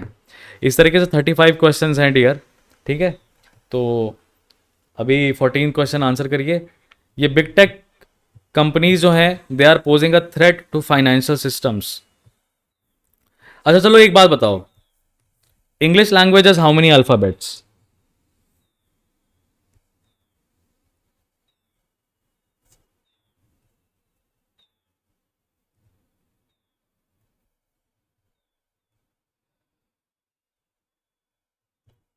इंग्लिश लैंग्वेज में कितने अल्फाबेट्स हैं? Thank you Nimisha, I know it's 40th। Controversial statement नहीं देने चाहिए इसलिए कह देता हूं, चेक कर लेना। अच्छा, सुवर्णा, कार्तिकेय, समित, अंशिका, निमिषा, दुष्यंत, क्या कह रहे हैं लोग? 26 हैं। एक ही लड़की को पता है सच क्या है। आरना तिवारी ने ही इकलौती बच्ची है जिसने सही आंसर दिया है। Very good Aarna. English language में 1 अल्फाबेट है। बोलो सर ये क्या है, पूरा एजुकेशन सिस्टम हमारा होक्स था है? अब भाई देख लो आप भारत की शिक्षा प्रणाली को। आपके स्कूल के जो टीचर्स हैं ना, बीएड करे हुए, बीएड करके जो आपको पढ़ाने लगते हैं, जिनको रात को जाके अपने बेटे बेटियों को मारना है और घर में चूल्हा चौका करना है, उनको कोई मतलब नहीं है तुम्हारी एजुकेशन से। उन्हीं की वजह से ये हाल है। इंग्लिश लैंग्वेज में 1 अल्फ़ाबेट है जिसको हम कहते हैं इंग्लिश की वर्णमाला। It's a set. इसके अंदर 26 लेटर्स हैं। अरे म्यूट कर लो दादा। 26 लेटर्स हैं। 26 लेटर के अंदर 5 वॉवल्स हैं और बाकी 21 कॉन्सोनेंट्स हैं। याद रखिएगा ये चीज़। और ये अल्फ़ाबेट मैं क्यों कह रहा हूँ, बिकॉज इस alphabet, this also is the parent company of Google. Google किस कंपनी का है? अल्फ़ाबेट का है। जैसे कि इंस्टाग्राम किसका है? मेटा का, फेसबुक का मेटा है ना। यूट्यूब किसका है? अल्फ़ाबेट का है। तो याद रखिएगा। अब आपसे पूछ रहा है बिग टेक जो है ये फाइनेंशियल सिस्टम्स को थ्रेट पोज कर रहे हैं। आरबीआई का रिपोर्ट आया है और इनमें से कौन सा स्टेटमेंट जो ट्रू है, is true about big tech companies? Question number 14 का आंसर आपको करना है। कॉमन सेंस से ही कर सकते हैं आप, नॉलेज नहीं लगा पाएंगे यहाँ पे। Very good Anshika Dikshit. Anshika and Aarna Tiwari, only 2 people knew about the alphabet question. बढ़िया है। अभी तो एक और भी चीज़ है, 2 1 जा 2, 2 2 जा 4, 2 3 जा 6, 2 4 जा 8, ये 4 जा 3 जा क्या है? हालांकि ये सबको पता है, जिनको नहीं पता है वो पता कर लें। 2 1 आर 2, 2 2 आर 4, 2 3 आर 6, ये कहते हैं ना। एनीवे छोड़ो, जाने दो। बिग टेक कंपनीज क्या होती हैं वो बताओ। बिग टेक, पूरी दुनिया में 4 कंपनीज हैं बिग टेक की। तो कंपनीज कह रहा हूं मैं, तो आप ऑब्वियसली सी एलिमिनेट कर दोगे, डी एलिमिनेट कर दोगे। अब ए और बी में आपको चूज करना है। क्यू सी एलिमिनेट कर दिया, कंट्रीज लिखा हुआ था वहां पे, और डी में क्या लिखा हुआ है? एडवांस्ड बैंक्स लिखा हुआ है। अब बिग टेक कंपनीज क्या है? देखो टेक कंपनीज हैं, tech. Now when they are tech companies, infrastructure eliminate कर दोगे। These are the 4 companies in the world who are generating and storing a lot of consumer data. They are storing a lot of consumer data. Now these companies that are there includes Apple, Amazon, Alphabet and Facebook. These are the 4 big tech companies who have amassed so much of information, and these informations are that too stored in their net in the servers of their countries. यानी Amazon पे हम, मेरा address, मेरा order history, मेरा consumer behaviour का pattern सब America में store हो रहा है। इसीलिए आरबीआई ने बोला ये हमारे फाइनेंशियल सिस्टम्स को बहुत बड़ा थ्रेट है। गूगल पे का इतना बड़ा यूपीआई का ट्रांजैक्शन सब कुछ अमेरिका में स्टोर हो रहा है। अमेजोन पे है, गूगल पे है, व्हाट्सएप पे है। तो ये सारा फाइनेंशियल, हमारे फाइनेंशियल सिस्टम को खतरा पहुंचा सकता है। आप देख सकते हो लोग अभी भी जी पे ज़्यादा यूज़ करते हैं with regards as in comparison to Paytm या फ़ोन पे। तो वो अपने आप में आरबीआई ने यही बोला। तो बिग टेक कंपनीज क्या हैं? ऐसी कंपनीज जो कंज्यूमर डेटा जनरेट कर रही हैं। अगला सवाल बायोडिकम्पोजर और स्टबल बर्निंग पे है। आपको पता है ये करंट इशू चल रहा है। स्टबल बर्निंग क्या क्या किस क्या इफेक्ट करेगा आप बताइएगा। Stubble burning green house phenomena को एक्साजर्बेट करेगा या एयर क्वालिटी को डाउनग्रेड करेगा, क्या करेगा? स्टबल बर्निंग ग्रीन हाउस को प्रमोट करेगा या एयर क्वालिटी को खराब करेगा, क्या करेगा? यानी ग्रीन हाउस मतलब ग्लोबल वार्मिंग को बढ़ाएगा या एयर क्वालिटी को कमजोर करेगा, क्या कर सकता है स्टबल बर्निंग?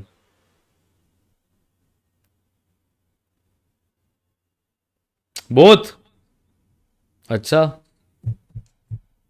ओ। स्टबल बर्निंग क्या करेगा?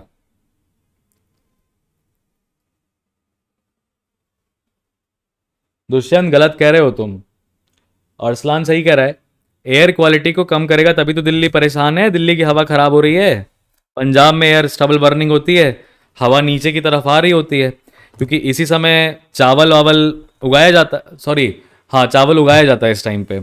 तो जो धान रहती है बची हुई पिछले फसल की, उसको काटने के बजाय जला देते हैं, मिट्टी में मिल जाती है, फिर धुआं होता है। हवा पंजाब से नीचे की तरफ दिल्ली की तरफ आ रही है, रिट्रीटिंग मानसून है हमारे यहाँ, मानसून जा रहा है, ठंडी आ रही है, तो हवा ऊपर से नीचे की तरफ जा रही है, वापस से अरेबियन सी की तरफ जाएगी।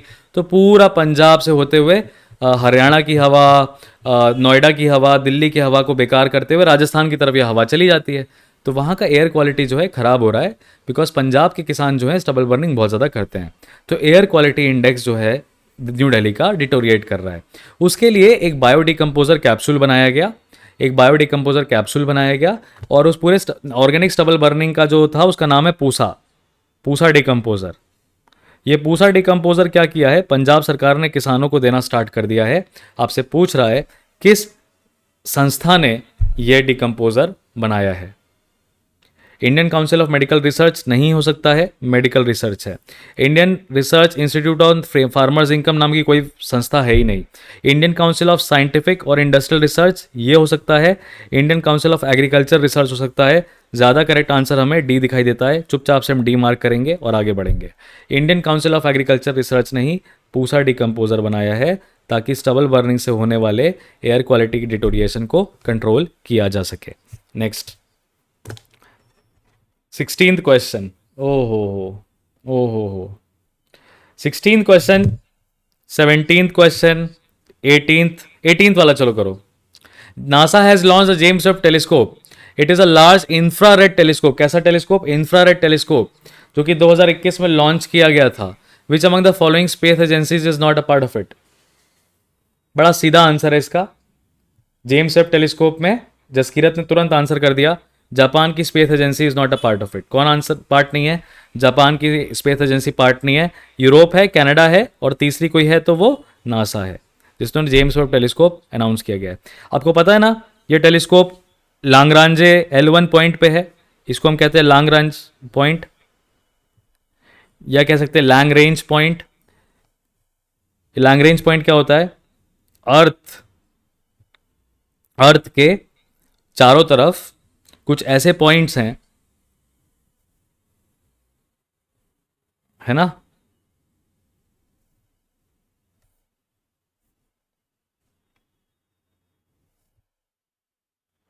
There are 4 to 5 points L1, L2, L3, L4, जहां पे अगर आपने कोई सैटेलाइट छोड़ दी अगर, ठीक है, तो वो हमेशा यहां पे स्टेबल रहेगी।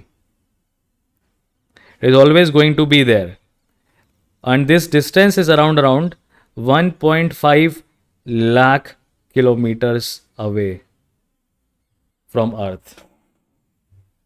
ठीक है, तो वहीं पे हमारा जेम्स वेब टेलीस्कोप जो है हबल स्पेस टेलीस्कोप जैसा टिका हुआ है जाके। इतना दूर क्यों रखा? क्योंकि कभी भी ऐसा ना हो कि मून अर्थ के बीच में आ जाए तो फोटोग्राफ नहीं ले पा रहे हैं, या सन के कंपैरिजन में जो सैटेलाइट है वो अर्थ के पीछे चली गई है, तो अर्थ आड़े आ रही है। तो इस तरीके से उसको एक ऐसी यूनिक पोजीशन पर रख दिया गया है जहाँ पे रोटेशन, रेवोल्यूशन किसी भी का कोई adverse impact James Webb telescope की इमेजिंग पे नहीं पड़ेगा। अगला सवाल है, इंटरनेशनल ईयर ऑफ मिलेट्स कौन पूछ रहा है? किस साल को इंटरनेशनल ईयर ऑफ मिलेट्स मनाते हैं? ये बहुत इंपॉर्टेंट क्वेश्चन भी है। किस ईयर को इंटरनेशनल ईयर ऑफ मिलेट्स की तरह डिक्लेयर किया गया है? इसका करेक्ट आंसर है डियर 2023। Very good, 2023। सही बात है। इंटरनेशनल ईयर ऑफ मिलेट्स 2023 है। ये मिलेट्स क्या है? ये मिलेट्स एक ऐसी तरह की स्मॉल सीडेड ग्रासेस हैं जिनमें न्यूट्रिएंट पोटेंशियल बहुत ज़्यादा होता है, लेकिन इसको लोग बहुत ज़्यादा खाते नहीं है, पता नहीं क्यों नहीं खाते। लेकिन ये ह्यूमन फूड और फॉडर जो है दोनों का सर्व कर सकता है। इसमें विटामिन ए और आयरन, आयोडीन, एंटीऑक्सीडेंट्स सब चीज़ होती है। इसीलिए इसको प्रधानमंत्री पोषण अभियान में इंक्लूड किया गया है। प्रधानमंत्री पोषण अभियान में क्यों इंक्लूड किया गया है? ताकि गांव के जो बच्चे हैं वो उनमें स्टंटिंग और वेस्टिंग का जो प्रॉब्लम है, गैंठापन, हाइट कम रहना, शरीर में बॉडी मास कम होना, इन सारी प्रॉब्लम से डील कर सकते हैं पोषण अभियान के अंतर्गत। और ये बेसिकली एनीमिया, इंडिया में इंसिडेंस ऑफ एनीमिया, एनीमिया की प्रॉब्लम यानी आयरन की कमी से, आयरन लैक की वजह से वोमेन को एनीमिया हो जाता है, पर्टिकुलरली प्रेग्नेंट वोमेन को अमीनिया हो जाता है। तो अनीमिया को कम करेगा मिलेट्स। तो मिलेट्स का कंजम्पशन जो है वो बढ़ाना है स्टेपल डाइट की तरह। इसीलिए इंटरनेशनल ईयर ऑफ मिलेट्स 2023। अगला सवाल आपसे कह रहा है, इनमें से कौन सा स्टेट है जहाँ पे producer of millets, leading producer of millets है? अब मिलेट्स की खास बात एक ये है, जैसे rice, sugar cane, wheat, wheat बोल रहा हूँ, वीट नहीं बोल रहा हूँ, सुनना तुम वीट चाहते हो, पर है गेहूं की बात कर रहे हैं। ये है क्या? ये वाटर इंटेंसिव क्रॉप है। कैसी क्रॉप है? वाटर इंटेंसिव क्रॉप है। पानी बहुत ज़्यादा लगता है। वाटर इंटेंसिव क्रॉप है, तो water intensive crop, water capacity हम कहाँ से पूरी कर सकते हैं? दो जगह से कर सकते हैं। या तो भैया देखो इतनी बारिश हो जाए, रेनफॉल हो जाए। दूसरा, ट्यूबवेल। तो रेनफॉल हमारे यहाँ पे हो नहीं रही, इसका कारण बहुत ज़्यादा है ला नीना। जहाँ होनी चाहिए वहाँ नहीं हो रही है, तो ला नीना की वजह से रेनफॉल नहीं हो रही है ना। ला नीना क्या होता है वो छोड़ो, जाने दो। लेकिन ट्यूबवेल की बात करें तो ट्यूबवेल से आप पीने का पानी एक्सट्रैक्ट कर रहे हो अगर राइस, शुगर केन और गेहूं के लिए, तो उससे क्या हो रहा है? ग्राउंड वाटर टेबल डिप्लीट हो रहा है कि नहीं हो रहा है? बता दो। ग्राउंड वाटर टेबल जो है वो डिप्लीट हो रहा है, और बहुत तेज़ी से हो रहा है, क्योंकि बहुत ज़्यादा पानी निकाल रहे हो आप। तो इसीलिए राइस, शुगर केन और वीट का जो प्रोडक्शन है वो बहुत ज़्यादा भारी मात्रा में भारत करता है, पर उसके एनवायरमेंटल इम्पैक्ट्स भी बहुत ज़्यादा हैं। प्लस ये नाइट्रोजन नाइट्रोजन एमिशन बहुत ज़्यादा करते हैं। क्या करते हैं? नाइट्रोजन एमिशन करते हैं बहुत ज़्यादा, और मीथेन एमिशन करते हैं। मीथेन एमिशन करते हैं। ये सारी फसलें ऐसी हैं। लेकिन इन सब का सोल्यूशन एक है, मिलेट्स। मिलेट्स इनमें से कुछ भी नहीं करता है, आसानी से ग्रो हो जाता है। ड्राई एरिड रीजन चाहिए, ज़्यादा पानी नहीं चाहिए। और नाइट्रोजन एमिशन और मीथेन एमिशन भी मिलेट्स का कम है। आपसे पूछ रहा है कौन सा स्टेट है जो कि लीडिंग प्रोड्यूसर है। अब देख लीजिए, आप वो स्टेट आंसर कर देंगे जहाँ पे पानी की कमी देखी जाती है। Correct answer would be Rajasthan. And I wouldn't say that तुम लोग गलत हो इस जगह पे। राजस्थान में पानी की कमी है, तो Rajasthan is the leading producer. जहाँ पे पानी ज़्यादा है वहाँ पे वाटर इंटेंसिव क्रॉप ग्रो की जाती है, जहाँ पानी नहीं है वहाँ पे ऐसी क्रॉप ग्रो की जाएगी जो पानी पर निर्भर कम है। तो Rajasthan is the correct answer of this particular question. ऐसे याद रखते हैं हम। ये मैप है, आप देख सकते हो भाई। राजस्थान हो गया, मध्य प्रदेश हो गया। मध्य प्रदेश में सॉरी, महाराष्ट्र में पानी की कमी नहीं है, महाराष्ट्र में मिट्टी की कमी है, एल्यूवियल सॉइल की कमी है। ठीक है, तो इसीलिए फर्स्ट प्रोड्यूसर राजस्थान है, सेकंड महाराष्ट्र है, बाकी लिमिटेड क्वांटिटीज़ में अदर राइपेरियन स्टेट्स जो हैं वो करते हैं। अगला सवाल है कि सोशल स्टॉक एक्सचेंज आने दो, NARCL पे आ जाओ। हाँ, ये भी इंपॉर्टेंट टॉपिक है। ये 2022 में आ जाना चाहिए था, 2022 के पेपर में आ जाना चाहिए था, बट शायद तब तक लागू नहीं किया गया था, इसलिए नहीं पूछा गया। आपसे पूछ रहा है, which among the following statement is correct? कौन सा स्टेटमेंट करेक्ट है with regards to bad banks और national asset reconstruction company limited? इनके संदर्भ में कौन सा वचन सही है? ABCD, मार्क करिए अपने आंसर को। 22 का 20th का बी कर दिया ना हमने, 20th का बी तो कर दिया अब। ठीक है, अभी हम आ रहे हैं इस पे 22 पे। 22 पे ये बैड बैंक्स क्यों बनाई गई थी? NARCL और IDRCL दो बैंक्स बनाई गई थी, इनको बैड बैंक कहा जाता है। और इनका पर्पस क्या है?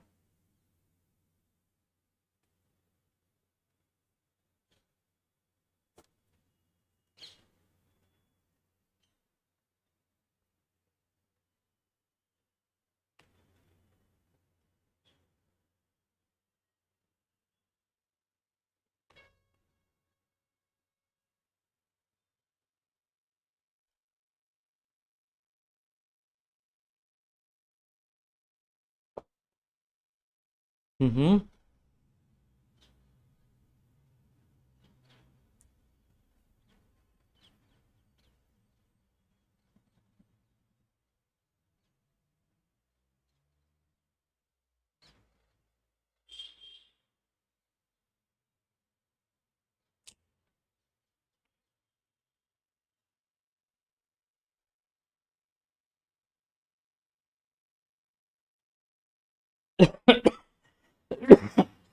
सॉरी, मार्क कर दिया आपने? एक मिनट।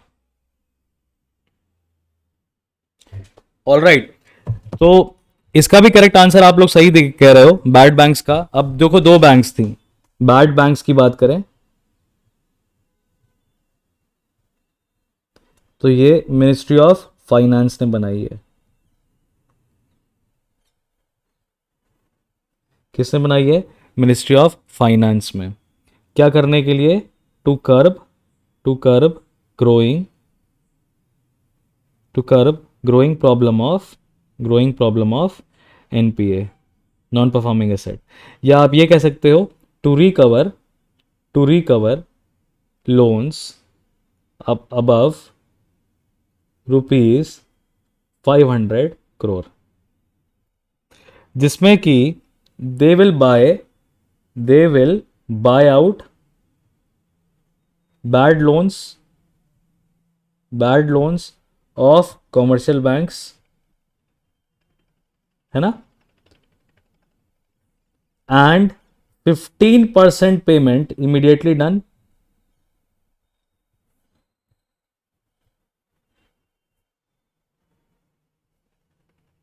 15% पेमेंट इमीडिएटली डन कर देंगे। क्यों करने के लिए? क्या करने के लिए? To maintain liquidity with banks.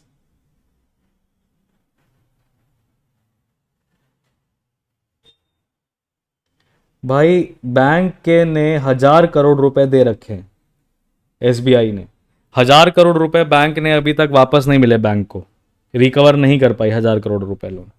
तो 1,000 करोड़ रुपए रिकवर करने हैं, तुरंत ये bad bank state Bank of India के पास आएगी, कहेगी 1,000 करोड़ का जो लोन है मैं खरीद रहा हूं तुमसे, हम खरीद रहे हैं तुमसे, और 150 करोड़ रुपए तुमको तुरंत पे कर दे रहे हैं ताकि तुम्हारे पास कुछ पैसा आ जाए। 85%, 850 करोड़ अब बैड बैंक्स मार्केट से रिकवर करने की कोशिश करेंगी। मार्केट यानी कि वो व्यक्ति जिसने लोन लिया है। तो ये जो दो बैंक्स हैं, इनका नाम है NARCL, दूसरा IDRCL। ठीक, NARCL का काम है national asset reconstruction company limited.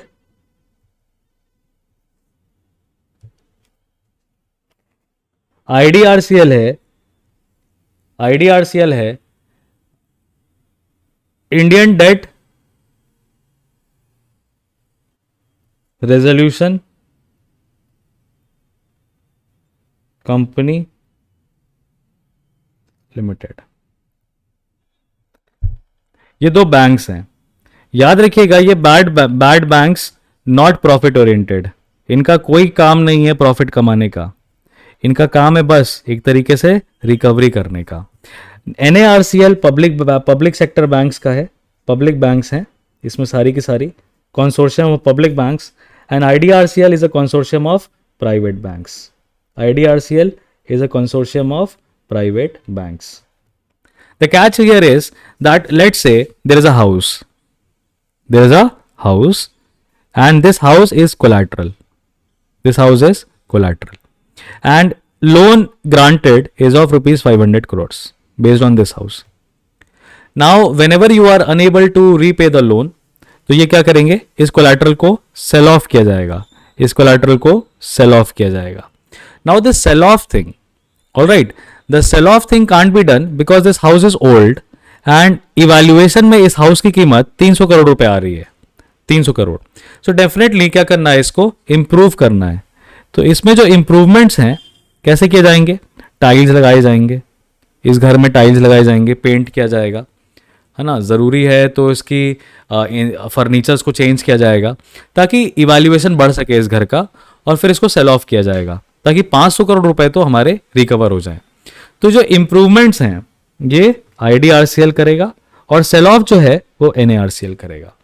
ये दो तरीके से, एक तरीके से आप कह लो बड़ा भाई छोटा भाई है। आईडीआरसीएल इंप्रूवमेंट करेगा, बोल देगा मैंने घर प्रॉपर्टी बढ़िया से बनवा दी है, बिकने को तैयार है, इवैल्यूएशन इसका 500 करोड़ से ज़्यादा आ रहा है। अब ये पूरी प्रॉपर्टी को वापस से एनएआरसीएल को दे देगा, और एनएआरसीएल अब ढूंढेगा प्रोस्पेक्टिव बायर, जहाँ से कि क्या किया जा सके, ये जो एसेट है इसको रिकंस्ट्रक्ट किया जा सके। एसेट रिकंस्ट्रक्शन में जो वर्ड एसेट है that is related to loan amount, that is not related to infrastructure, please remember that. So asset reconstruct करना है, कौन सा एसेट, लोन का एसेट रिकंस्ट्रक्ट करना है। अब जैसे ही ये प्रॉपर्टी मान लो 500 करोड़ रुपए में बिक गई, तो 500 करोड़ रुपए किसको मिलने चाहिए, स्टेट बैंक ऑफ इंडिया को। 150 करोड़ रुपए तो वो ऑलरेडी दे चुके हैं ना, 150 करोड़ रुपए किसको दे चुके हैं, एसबीआई को दे चुके हैं। बचे हुए 850 करोड़ रुपए क्या हो जाएंगे, वो स्टेट बैंक ऑफ इंडिया को तुरंत जाके दे देंगे। अब आप सोच रहे होगे कि 150 करोड़ रुपए आए कहां से, जो पहले दिए इस बैंक ने, वहां पे मिनिस्ट्री ऑफ फाइनेंस ने 30,000 करोड़ ऑलरेडी सैंक्शन कर दिए हैं। ये 30,000 करोड़ के 15% के कई सारे टुकड़े बना के कॉमर्शियल बैंक्स को देना है, ताकि बैंक्स एकदम इमीडिएट लॉस में ना चली जाएं। जैसे रिकवर होगा बैंक्स को तुरंत पूरा पैसा वापस कर दिया जाएगा, और एक बार भारत में नॉन परफॉर्मिंग एसेट्स के सारी रिकवरी हो जाएगी, एनएआरसीएल आईडीआरसीएल को बंद कर दिया जाएगा। ये एक बैंक नहीं है, ये क्योंकि बैड सिचुएशन में किसी कॉमर्शियल बैंक की मदद करती हैं, इसीलिए इनको बैड बैंक्स कहा जाता है। याद रहेगा आपको इसका करेक्ट आंसर, इसीलिए कौन सा है, it is a corporate entity formed to isolate risky assets and recover non performing assets. B is the correct answer. Clear हो रहा है? ठीक है, टॉपिक्स को प्रिपेयर करते हुए चलना है, फंडामेंटल समझते हुए चलना है। आगे बढ़े, शैल वी?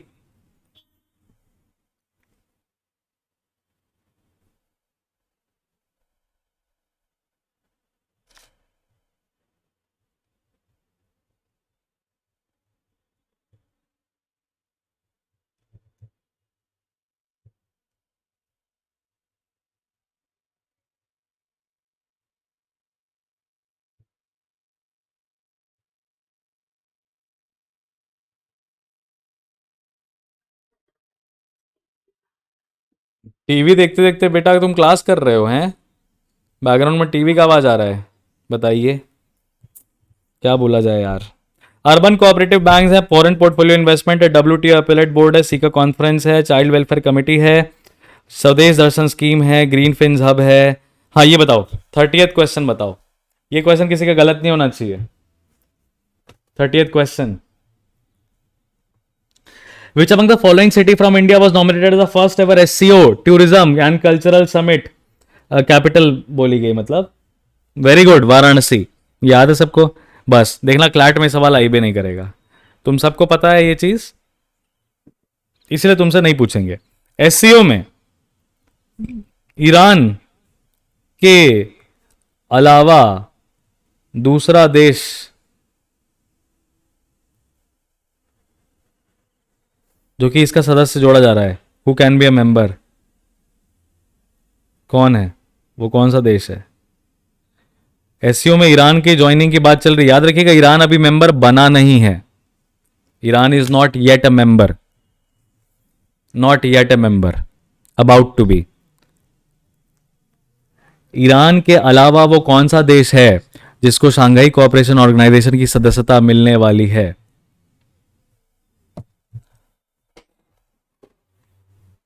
हाँ, अगली समिट जब होगी, सब समिट ज्वाइन करेगा ईरान, तब बन जाएगा। ईरान के अलावा, ओके, अथर्व ने सही आंसर दे दिया है, जसकीरत ने भी सही आंसर दे दिया है। Correct answer is Belarus. क्यों Belarus? Why, why Iran, why Belarus? Why Iran, why Belarus? Belarus because sir Russia pro country है।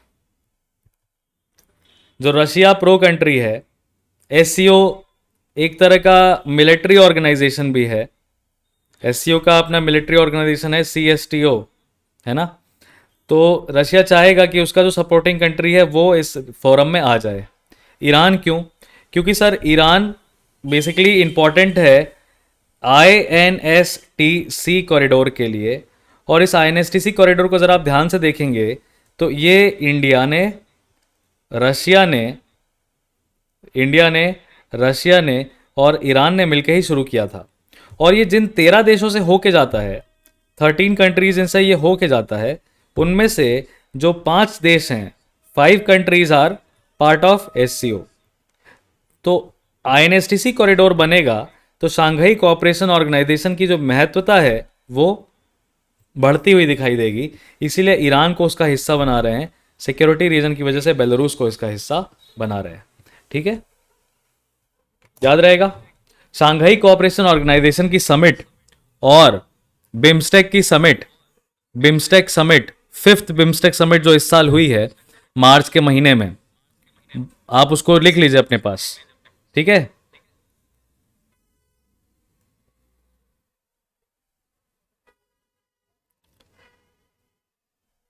आप इसको लिख लीजिए और आप इसको कर लीजिएगा complete. All right, international day for the preservation of ozone layer, ये एक दिवस है जिसके लिए थीम जो है इस बार की मॉन्ट्रियल @35 सेलेक्ट की गई। Global cooperation for protecting life on earth, this was the theme. On which day this particular day is observed? The correct answer is 16th of September. The correct answer is 16th September, Montreal @35. Now, if I ask you Montreal Protocol, because it is related to Montreal Protocol. Montreal Protocol was adopted in 1987. It became effective in 1989, and it was for reduction of chlorofluorocarbons. फिर इसी के बाद एक Kigali amendment भी किया गया। इसी में किगाली अमेंडमेंट किया गया। Kigali amendment is also related to Montreal protocol. Kigali amendment में hydrofluorocarbons were also added. Hydrofluorocarbons were also added, right. And they all had the target by 2020, 2020 तक हमें पूरी तरीके से क्लोरोफ्लोरोकार्बन्स और हाइड्रोफ्लोरोकार्बन्स की डिपेंडेंसी को जीरो कर देना है। So that was international day for the preservation of ozone layer. Ozone layer is in which layer of the atmosphere? Ozone layer is in which layer of the atmosphere? It is in the stratosphere. ठीक है, ये क्या prevent करता है? UV lights को prevent करता है।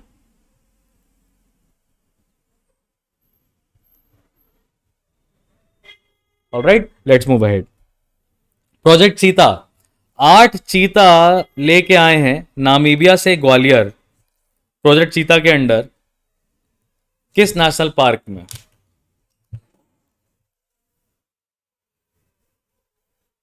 ये भी सब बच्चे सही आंसर करेंगे। Kuno national park is the correct answer. ठीक है, बाकी तो टाइगर रिजर्व्स हैं। ये सब क्या है? These are tiger reserves, they are not national parks, they are tiger reserves.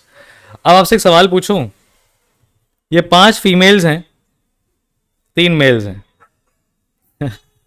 Y? 5 females हैं, 3 मेल्स हैं, वाई? जो तुम सोच रहे हो वो पार्शली करेक्ट लॉजिक है। ठीक है, जो तुम्हारे दिमाग में आया, मुझे पता है तुम्हारे दिमाग में आ गया था, तो दिख नहीं रहा है बट महसूस हो रहा है। तो ये जो 5 फीमेल्स और 3 मेल्स का जो लॉजिक है वो वन ऑफ द रीजंस है। लेकिन प्राइमरी रीजन ये है, the primary reason is that females have less survival ratio with regards to males, because males are hunters. They have a radius of around 200 to 300 kilometers, and they have a natural ability to adapt to changing environments.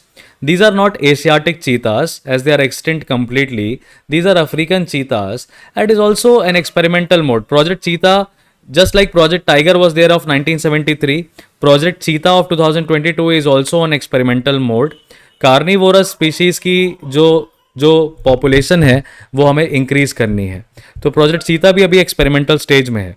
अगर ये 8 के 18 हो गए तो project चीता देखा जाएगा अपनी ये एक सक्सेस की तरफ बढ़ रहा है। अगर नहीं हो पाए तो नहीं हो रहा है। सो आप इसको कंसीडर करिए कि 5 फीमेल्स हैं 3 मेल्स हैं, डेफिनेटली पॉपुलेशन ज़्यादा तेज़ी से बढ़ेगी। दूसरा कारण ये है कि फीमेल्स हो सकता है ना सर्वाइव कर पाएँ, इसीलिए ज़्यादा भेजी गई हैं। ठीक, ये आपको पता है। बैंक बोर्ड्स ब्यूरो, निदान पोर्टल। चलो निदान पोर्टल वाला क्वेश्चन छोटा है। सारे क्वेश्चंस देखो मैं नहीं करा रहा हूँ, ये पीपीटी शेयर कर दूंगा, बाकी क्वेश्चंस को आप सॉल्व करेंगे। बहुत काफ़ी बड़े बड़े भी क्वेश्चंस हैं, पर हाँ ठीक है, चलो पहले निदान पोर्टल बताओ, फिर तुमको सारे क्वेश्चंस करवाते हैं। जब तक तोड़ेगा नहीं तब तक छोड़ेगा नहीं। निदान पोर्टल ये कंप्लेंट मैनेजमेंट पोर्टल है। कैसा पोर्टल है? कंप्लेंट मैनेजमेंट का पोर्टल है, जहां पे एक इंडिविजुअल या एक ऑर्गेनाइजेशन क्या कर सकता है? कंप्लेंट फाइल कर सकता है relating to violation of what. Question पूछ रहा है, rights of minorities, rights of tribal groups, rights of women, rights of children. Nidan portal लिख लीजिए। सर ये सेकेंडरी रीजन है। क्या सेकेंडरी रीजन है? सर्वाइवेबिलिटी वाला? सर्वाइवेबिलिटी प्राइमरी है बेटा। रिप्रोडक्शन जो तुम लोग कह रहे थे कि 3 फीमेल ज्यादा होंगी, वो प्राइमरी है। Rights of children, Nidan portal is related to rights of children children children children. Nidan portal rights of children. चलो बता दो ऐसे ही ऑपरेशन नार्को। ऑपरेशन नार्को किसका है? ऑपरेशन नार्को आपको पता है, नार्को भाई ड्रग्स से रिलेटेड होगा। Operation narco was launched by which ministry?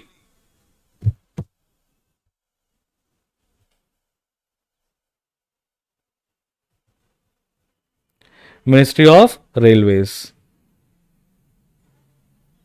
ये सब 2022 में ही आए हुए हैं, ठीक है, मिनिस्ट्री ऑफ रेलवेज। इसी तरीके से ऑपरेशन मेघ चक्र,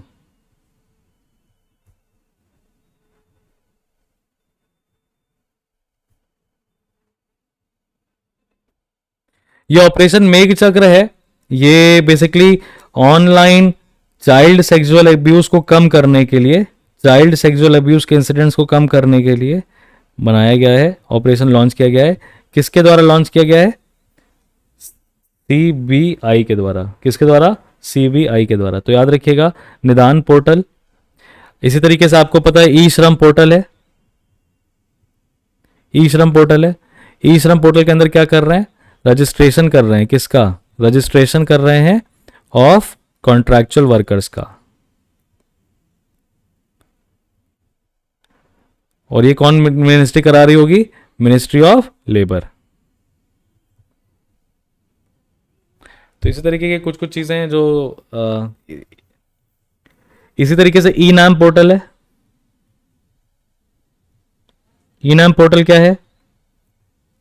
it is related to electronic national agri market. National agriculture market जो कि मिनिस्ट्री ऑफ एग्रीकल्चर का है। मिनिस्ट्री ऑफ एग्रीकल्चर का है। इसी तरीके से जीईएम है। क्या है? Government e market place. Government e market place.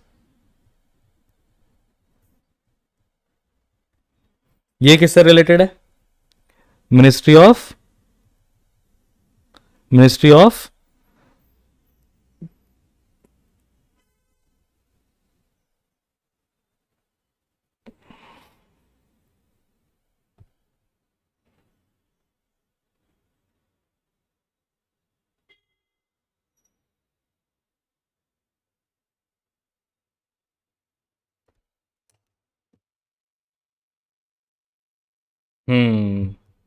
Not consumer affairs, ministry of commerce and industry.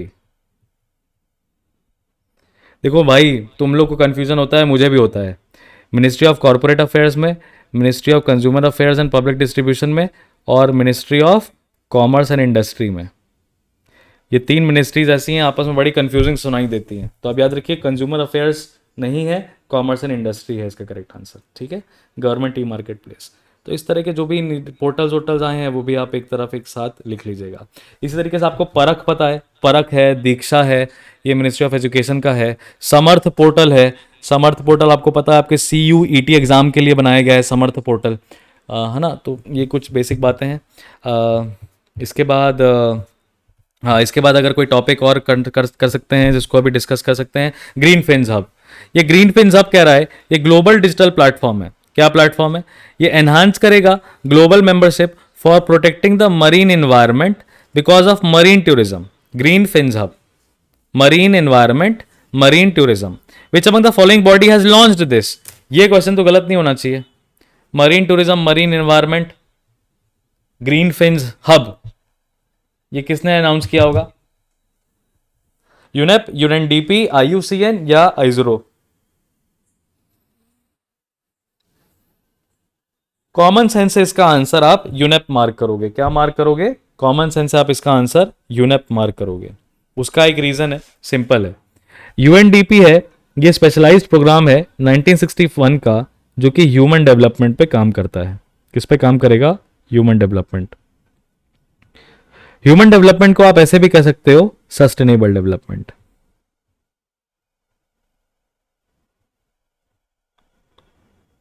United nations environment programme 1972 का है। ये स्टॉकहोम कॉन्फ्रेंस में बनाया गया था। अगेन एक स्पेशलाइज्ड एजेंसी है for environment conservation.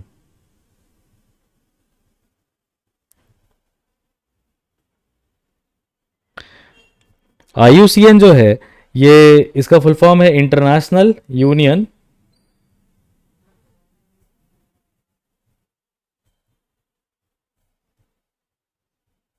For conservation of nature.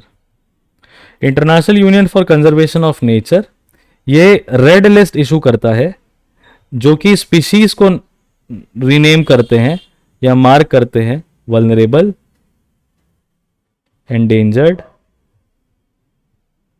Vulnerable, endangered, critically endangered और एक्सटिंक्ट। तो स्पीशीज से रिलेटेड है, और इसरो तो हो ही नहीं सकता। ठीक है, इसीलिए आप मार्क करोगे एनवायरमेंट वाली बॉडी को यूनेप। ऑलराइट, स्वदेश दर्शन scheme. A new circuit, Ambedkar circuit, has been added in addition to Ramayan and Buddhist circuit, which includes MPs Mau, Maharashtra, Nagpur, Dadar district under Swadesh Darshan scheme. It is being implemented by. अब आपको एक चीज याद रखनी है, Ramayan circuit के अंदर अंदर और बुद्धिस्ट सर्किट के अंदर अंदर, है ना, जो सिटीज हैं उनको एनलिस्ट कर लीजिएगा। सिटीज को एक जगह पे लिख लीजिएगा। आपसे पूछ रहा है स्वदेश दर्शन स्कीम कौन सा मंत्रालय इंप्लीमेंट कर रहा है? क्लास के पहले ही मैंने बता दिया था, शुरुआत में ही बता दिया था, मिनिस्ट्री ऑफ टूरिज्म इंप्लीमेंट कर रहा है। ठीक है। Child welfare committee, child welfare committee है, ये एक स्टैट्यूटरी बॉडी है। क्या कह रहा है? It's a statutory body. This is formed under juvenile justice care and protection of children act 2015।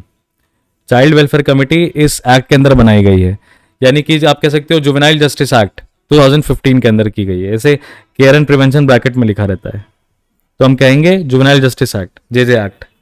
Which among the following statement is incorrect? Incorrect statement आपको बताना है विद रिगार्ड्स टू सीडब्ल्यूसी। इनमें से कौन सा स्टेटमेंट है जो कि गलत हो सकता है? क्या ये 5 मेंबर्ड बॉडी नहीं है? ये one of the member shall be a women.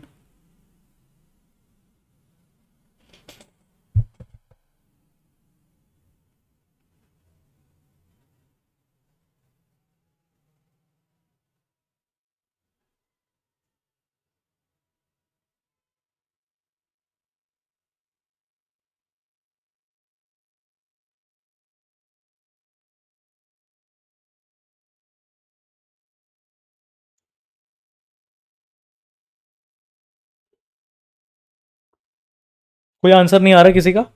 Okay, child welfare committee के बारे में कुछ इंफॉर्मेशन नहीं है। चलो थोड़ा सा ऐसा सुन लो। जुवेनाइल्स क्या होते हैं? What who are juveniles?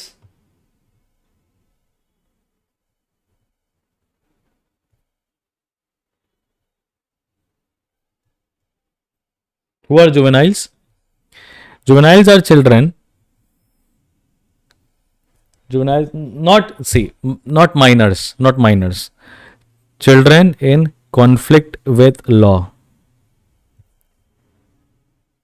ठीक है? For offense of rape, men above, boys above 16 years age are not considered as minors. they are not also considered as juveniles. So you can say minors.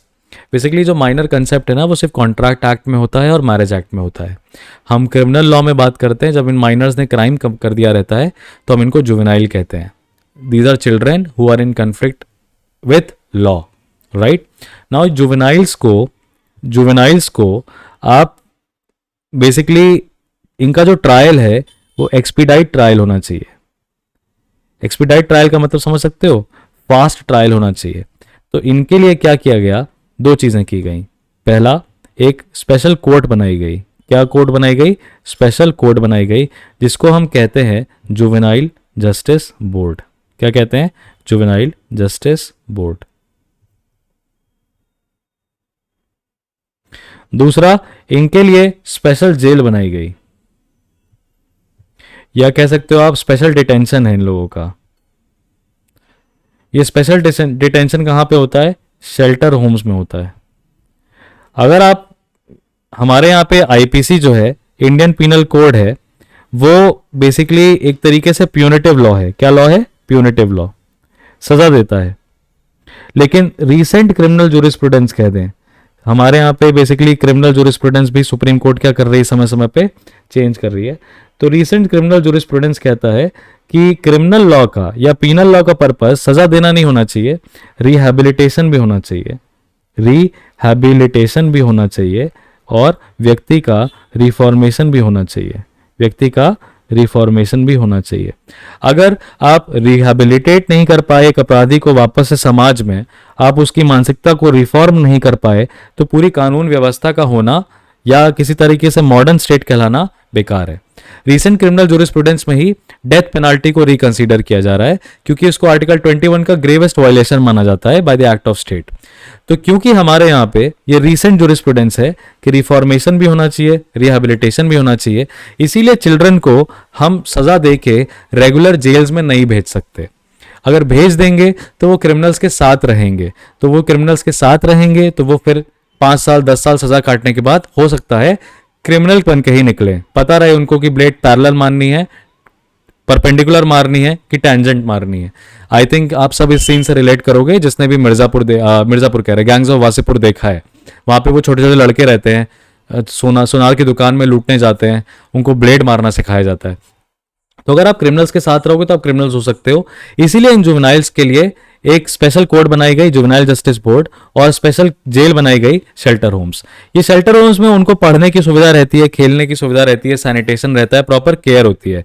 ये जो shelter homes हैं इनकी conditions are evaluated, you can say conditions are determined कि shelter homes किस तरीके के चलेंगे, इनका ऑडिट ये सब कौन करता है? एक स्टैट्यूटरी बॉडी करती है जिसको हम कहते हैं child welfare committee. Child welfare committee. ये चाइल्ड वेलफेयर कमेटी का क्या काम है? चाइल्ड वेलफेयर कमेटी का ये काम है कि किसी भी बच्चे को रिहैबिलिटेशन होने में दिक्कत ना हो, शेल्टर होम में उसको किसी भी तरीके की दिक्कत ना हो, ये चाइल्ड वेलफेयर कमेटी करती है. ठीक, तो child welfare committee 5 membered body है. Always remember it's a 5 membered body. इस 5 मेंबर्ड बॉडी सारे या तो रिटायर्ड जस्टिस होंगे या एक्सपर्ट्स होंगे, और 1 member would be always be a female. 1 member would be a female. Right? Now with regards to juvenile justice board, juvenile justice board ने कोई डिसीजन दिया तो आप याद रखिएगा इसकी अपील कहां लाई करती है? Appeal lies to high court. कहां लाई करेगी? जुवेनाइल जस्टिस बोर्ड के आदेश दिया तो उसकी अपील कहां जाएगी? हाई कोर्ट जाएगी.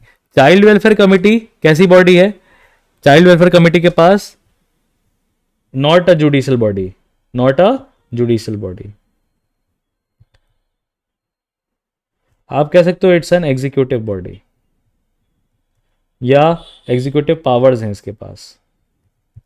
तो चाइल्ड वेलफेयर कमेटी जो है, तो हम ये क्यों कहें, बेसिकली आप कहो नॉट अ जुडिशियल बॉडी. अब आप इतना आप फंडामेंटल समझ गए अगर जुवेनाइल्स का, तो उन्हीं के संदर्भ में एक एक्ट बनाई गई 2015 में जिसको हम कहते हैं juvenile justice act.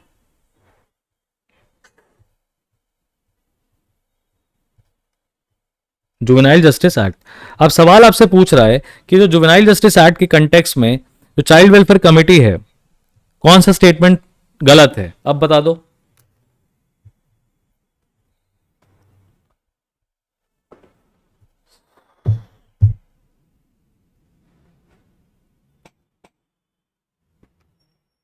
Yes, you got the logic. D is the incorrect answer, incorrect statement. D incorrect क्यों है? क्योंकि appeals from the juvenile justice board shall lie before the high court and not with the child welfare committee, right? तो ये वाला topic कर लिया है। ठीक है, कुछ क्वेश्चंस मैं आपके लिए छोड़ रहा हूं, जैसे bank boards bureau. Bank boards bureau क्या है? देखो, इसका नया नाम है फाइनेंशियल सर्विस इंस्टीट्यूशंस ब्यूरो। अब छोड़ना क्या है, सुनी लो। फाइनेंशियल सर्विस इंस्टीट्यूशंस ब्यूरो है, ये बैंक नहीं है। Bank boards bureau is not a bank, bank का बोर्ड है।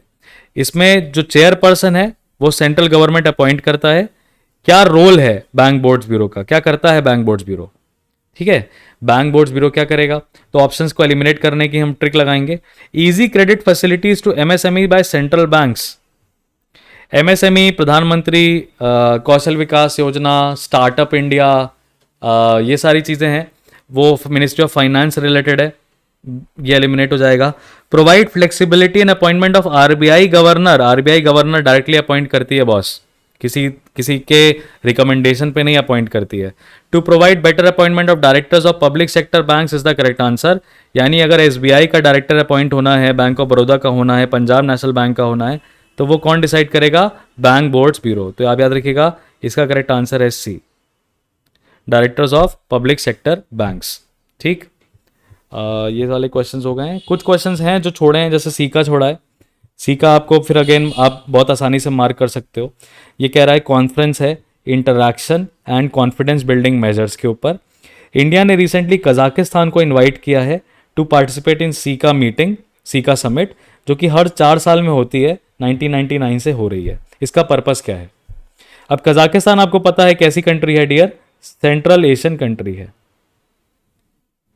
अगर मैं आपसे पूछूं कि इंडिया को अगर सेंट्रल एशियन कंट्री रीजन से कनेक्ट करना है तो कैसे करोगे? इंडिया को सेंट्रल एशियन रीजन से हम पॉसिबली अभी कनेक्ट कर ही नहीं सकते, क्योंकि जो नॉर्दर्न बॉर्डर्स हैं हमारे वो बड़े हॉस्टाइल हैं। पाक ऑक्युपाइड कश्मीर है और दूसरी तरफ अफगानिस्तान वाला इलाका है, तो रोड तो बना नहीं सकते।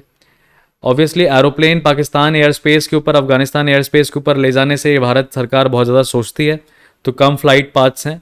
एक ही तरीका है, आप गुजरात और मुंबई को ईरान से कनेक्ट करो और ईरान के रास्ते रोड या रेल पकड़ के हम सेंट्रल एशियन रीजन में जा सकें। वही एक हमारे पास सेफ एरिया बचता है। तो ये इंडिया कोशिश कर रहा है कि सेंट्रल एशियन रीजन्स जो हैं, Uzbekistan, Tajikistan, Kazakhstan, Kyrgyzstan, Turkmenistan, ये जो कंट्रीज़ हैं, ये प्रेशर बनाए अफगानिस्तान और पाकिस्तान पे कि इनको इंडिया से कनेक्टिविटी दी जाए। ठीक है, तो उसके लिए ये मीटिंग हो रही है, 1999 से हो रही है। ऑब्वियसली इस मीटिंग के माध्यम से हम इकोनॉमिक, मिलिट्री और कल्चरल किसी भी तरह का कोऑपरेशन एशियन कंट्रीज के साथ बढ़ाना चाहते हैं। ठीक है, तो सी का कॉन्फ्रेंस फॉर एशियन कंट्रीज। अब कुछ यही वाले क्वेश्चंस है, urban cooperative bank, foreign portfolio investment और डब्ल्यूटीओ अपीलेट बोर्ड वाले ये क्वेश्चंस मैं आप पे छोड़ रहा हूँ, 3 क्वेश्चंस। इसके आंसर्स आप मार्क करिएगा। आपको नहीं मिलेंगे तो आपको पता है टेलीग्राम पे आपको मुझसे कांटेक्ट करना है। ये 3 क्वेश्चंस आप सॉल्व करिएगा। I hope social stock exchange वाला भी एक क्वेश्चन है, हाँ ये वाला भी क्वेश्चन है, ये जो आपको सॉल्व कर लेना चाहिए। और कोई क्वेश्चन छूटा है? Yes, green events tool, again ये कॉमन सेंस से करोगे। इंडिया न्यूट्रिशन रेटिंग, ये भी कॉमन सेंस से ही आप करोगे। ठीक है, बाकी लगभग सारे क्वेश्चंस हमने डिस्कस कर लिए। तो ऐसे अराउंड 5 सवाल हैं जो आपके लिए छोड़े हैं मैंने, और आप इसको क्या करेंगे, मार्क करके मुझसे कंफर्म करेंगे। ठीक है, और नहीं भी मुझसे कंफर्म कर पाओगे तो Google is the best key. Topic है green events tool, you will try to study about it. अगला टॉपिक है India nutrition rating, you will try to study about it. Then this particular topic that was there, social stock exchange, ये क्या है, you will try to study about it. NARCL हो गया। Urban cooperative banks क्या होती हैं, उससे related scheme, foreign portfolio investment अभी न्यूज़ में बहुत चल रहा है, कल ही एडिटोरियल आया था एफपीआई पे, you will try to read about it. और WTO appellate board, India, Brazil, South Africa, 3 देश हैं जो कि वर्ल्ड ट्रेड ऑर्गेनाइजेशन के रिवॉल्यूशन की बात कर रहे हैं, इनके रिफॉर्मेशन की बात कर रहे हैं, तो क्या कह रहे हैं वो आप समझने की कोशिश करेंगे। ठीक है, चलिए देन आई होप आपको सेशन अच्छा लगा होगा, you enjoyed this session, it was a quite informative, learning oriented. Number of participants कम होते दिख रहे हैं, 11 पार्टिसिपेंट छोड़ के भाग चुके हैं, इनके बस की बात नहीं है। बाकी आपके बस की बात है तो आप इसको सॉल्व करके मुझसे कनेक्ट जरूर बना के रखिएगा। आप लोग कनेक्ट नहीं बना रहे हो, आप लोगों को लग रहा है करंट अफेयर्स बेटा बहुत बड़ी दुखती नब्ज हो जाएगा क्लैट एग्जामिनेशन में, कितना भी लीगल लॉजिकल इंग्लिश कितना भी अच्छा कर लो, करंट अफेयर्स में अगर गड़बड़ हो गया ना तो पेपर में कॉन्फिडेंस कम हो जाता है, ये याद रखिएगा। इसीलिए 20 क्वेश्चन तो हमें सही करना ही करना है, टारगेट 25 क्वेश्चंस का है हमारा, 35 में 25 सही होने चाहिए। चलिए then I will see you guys in the next session, bye bye, take care.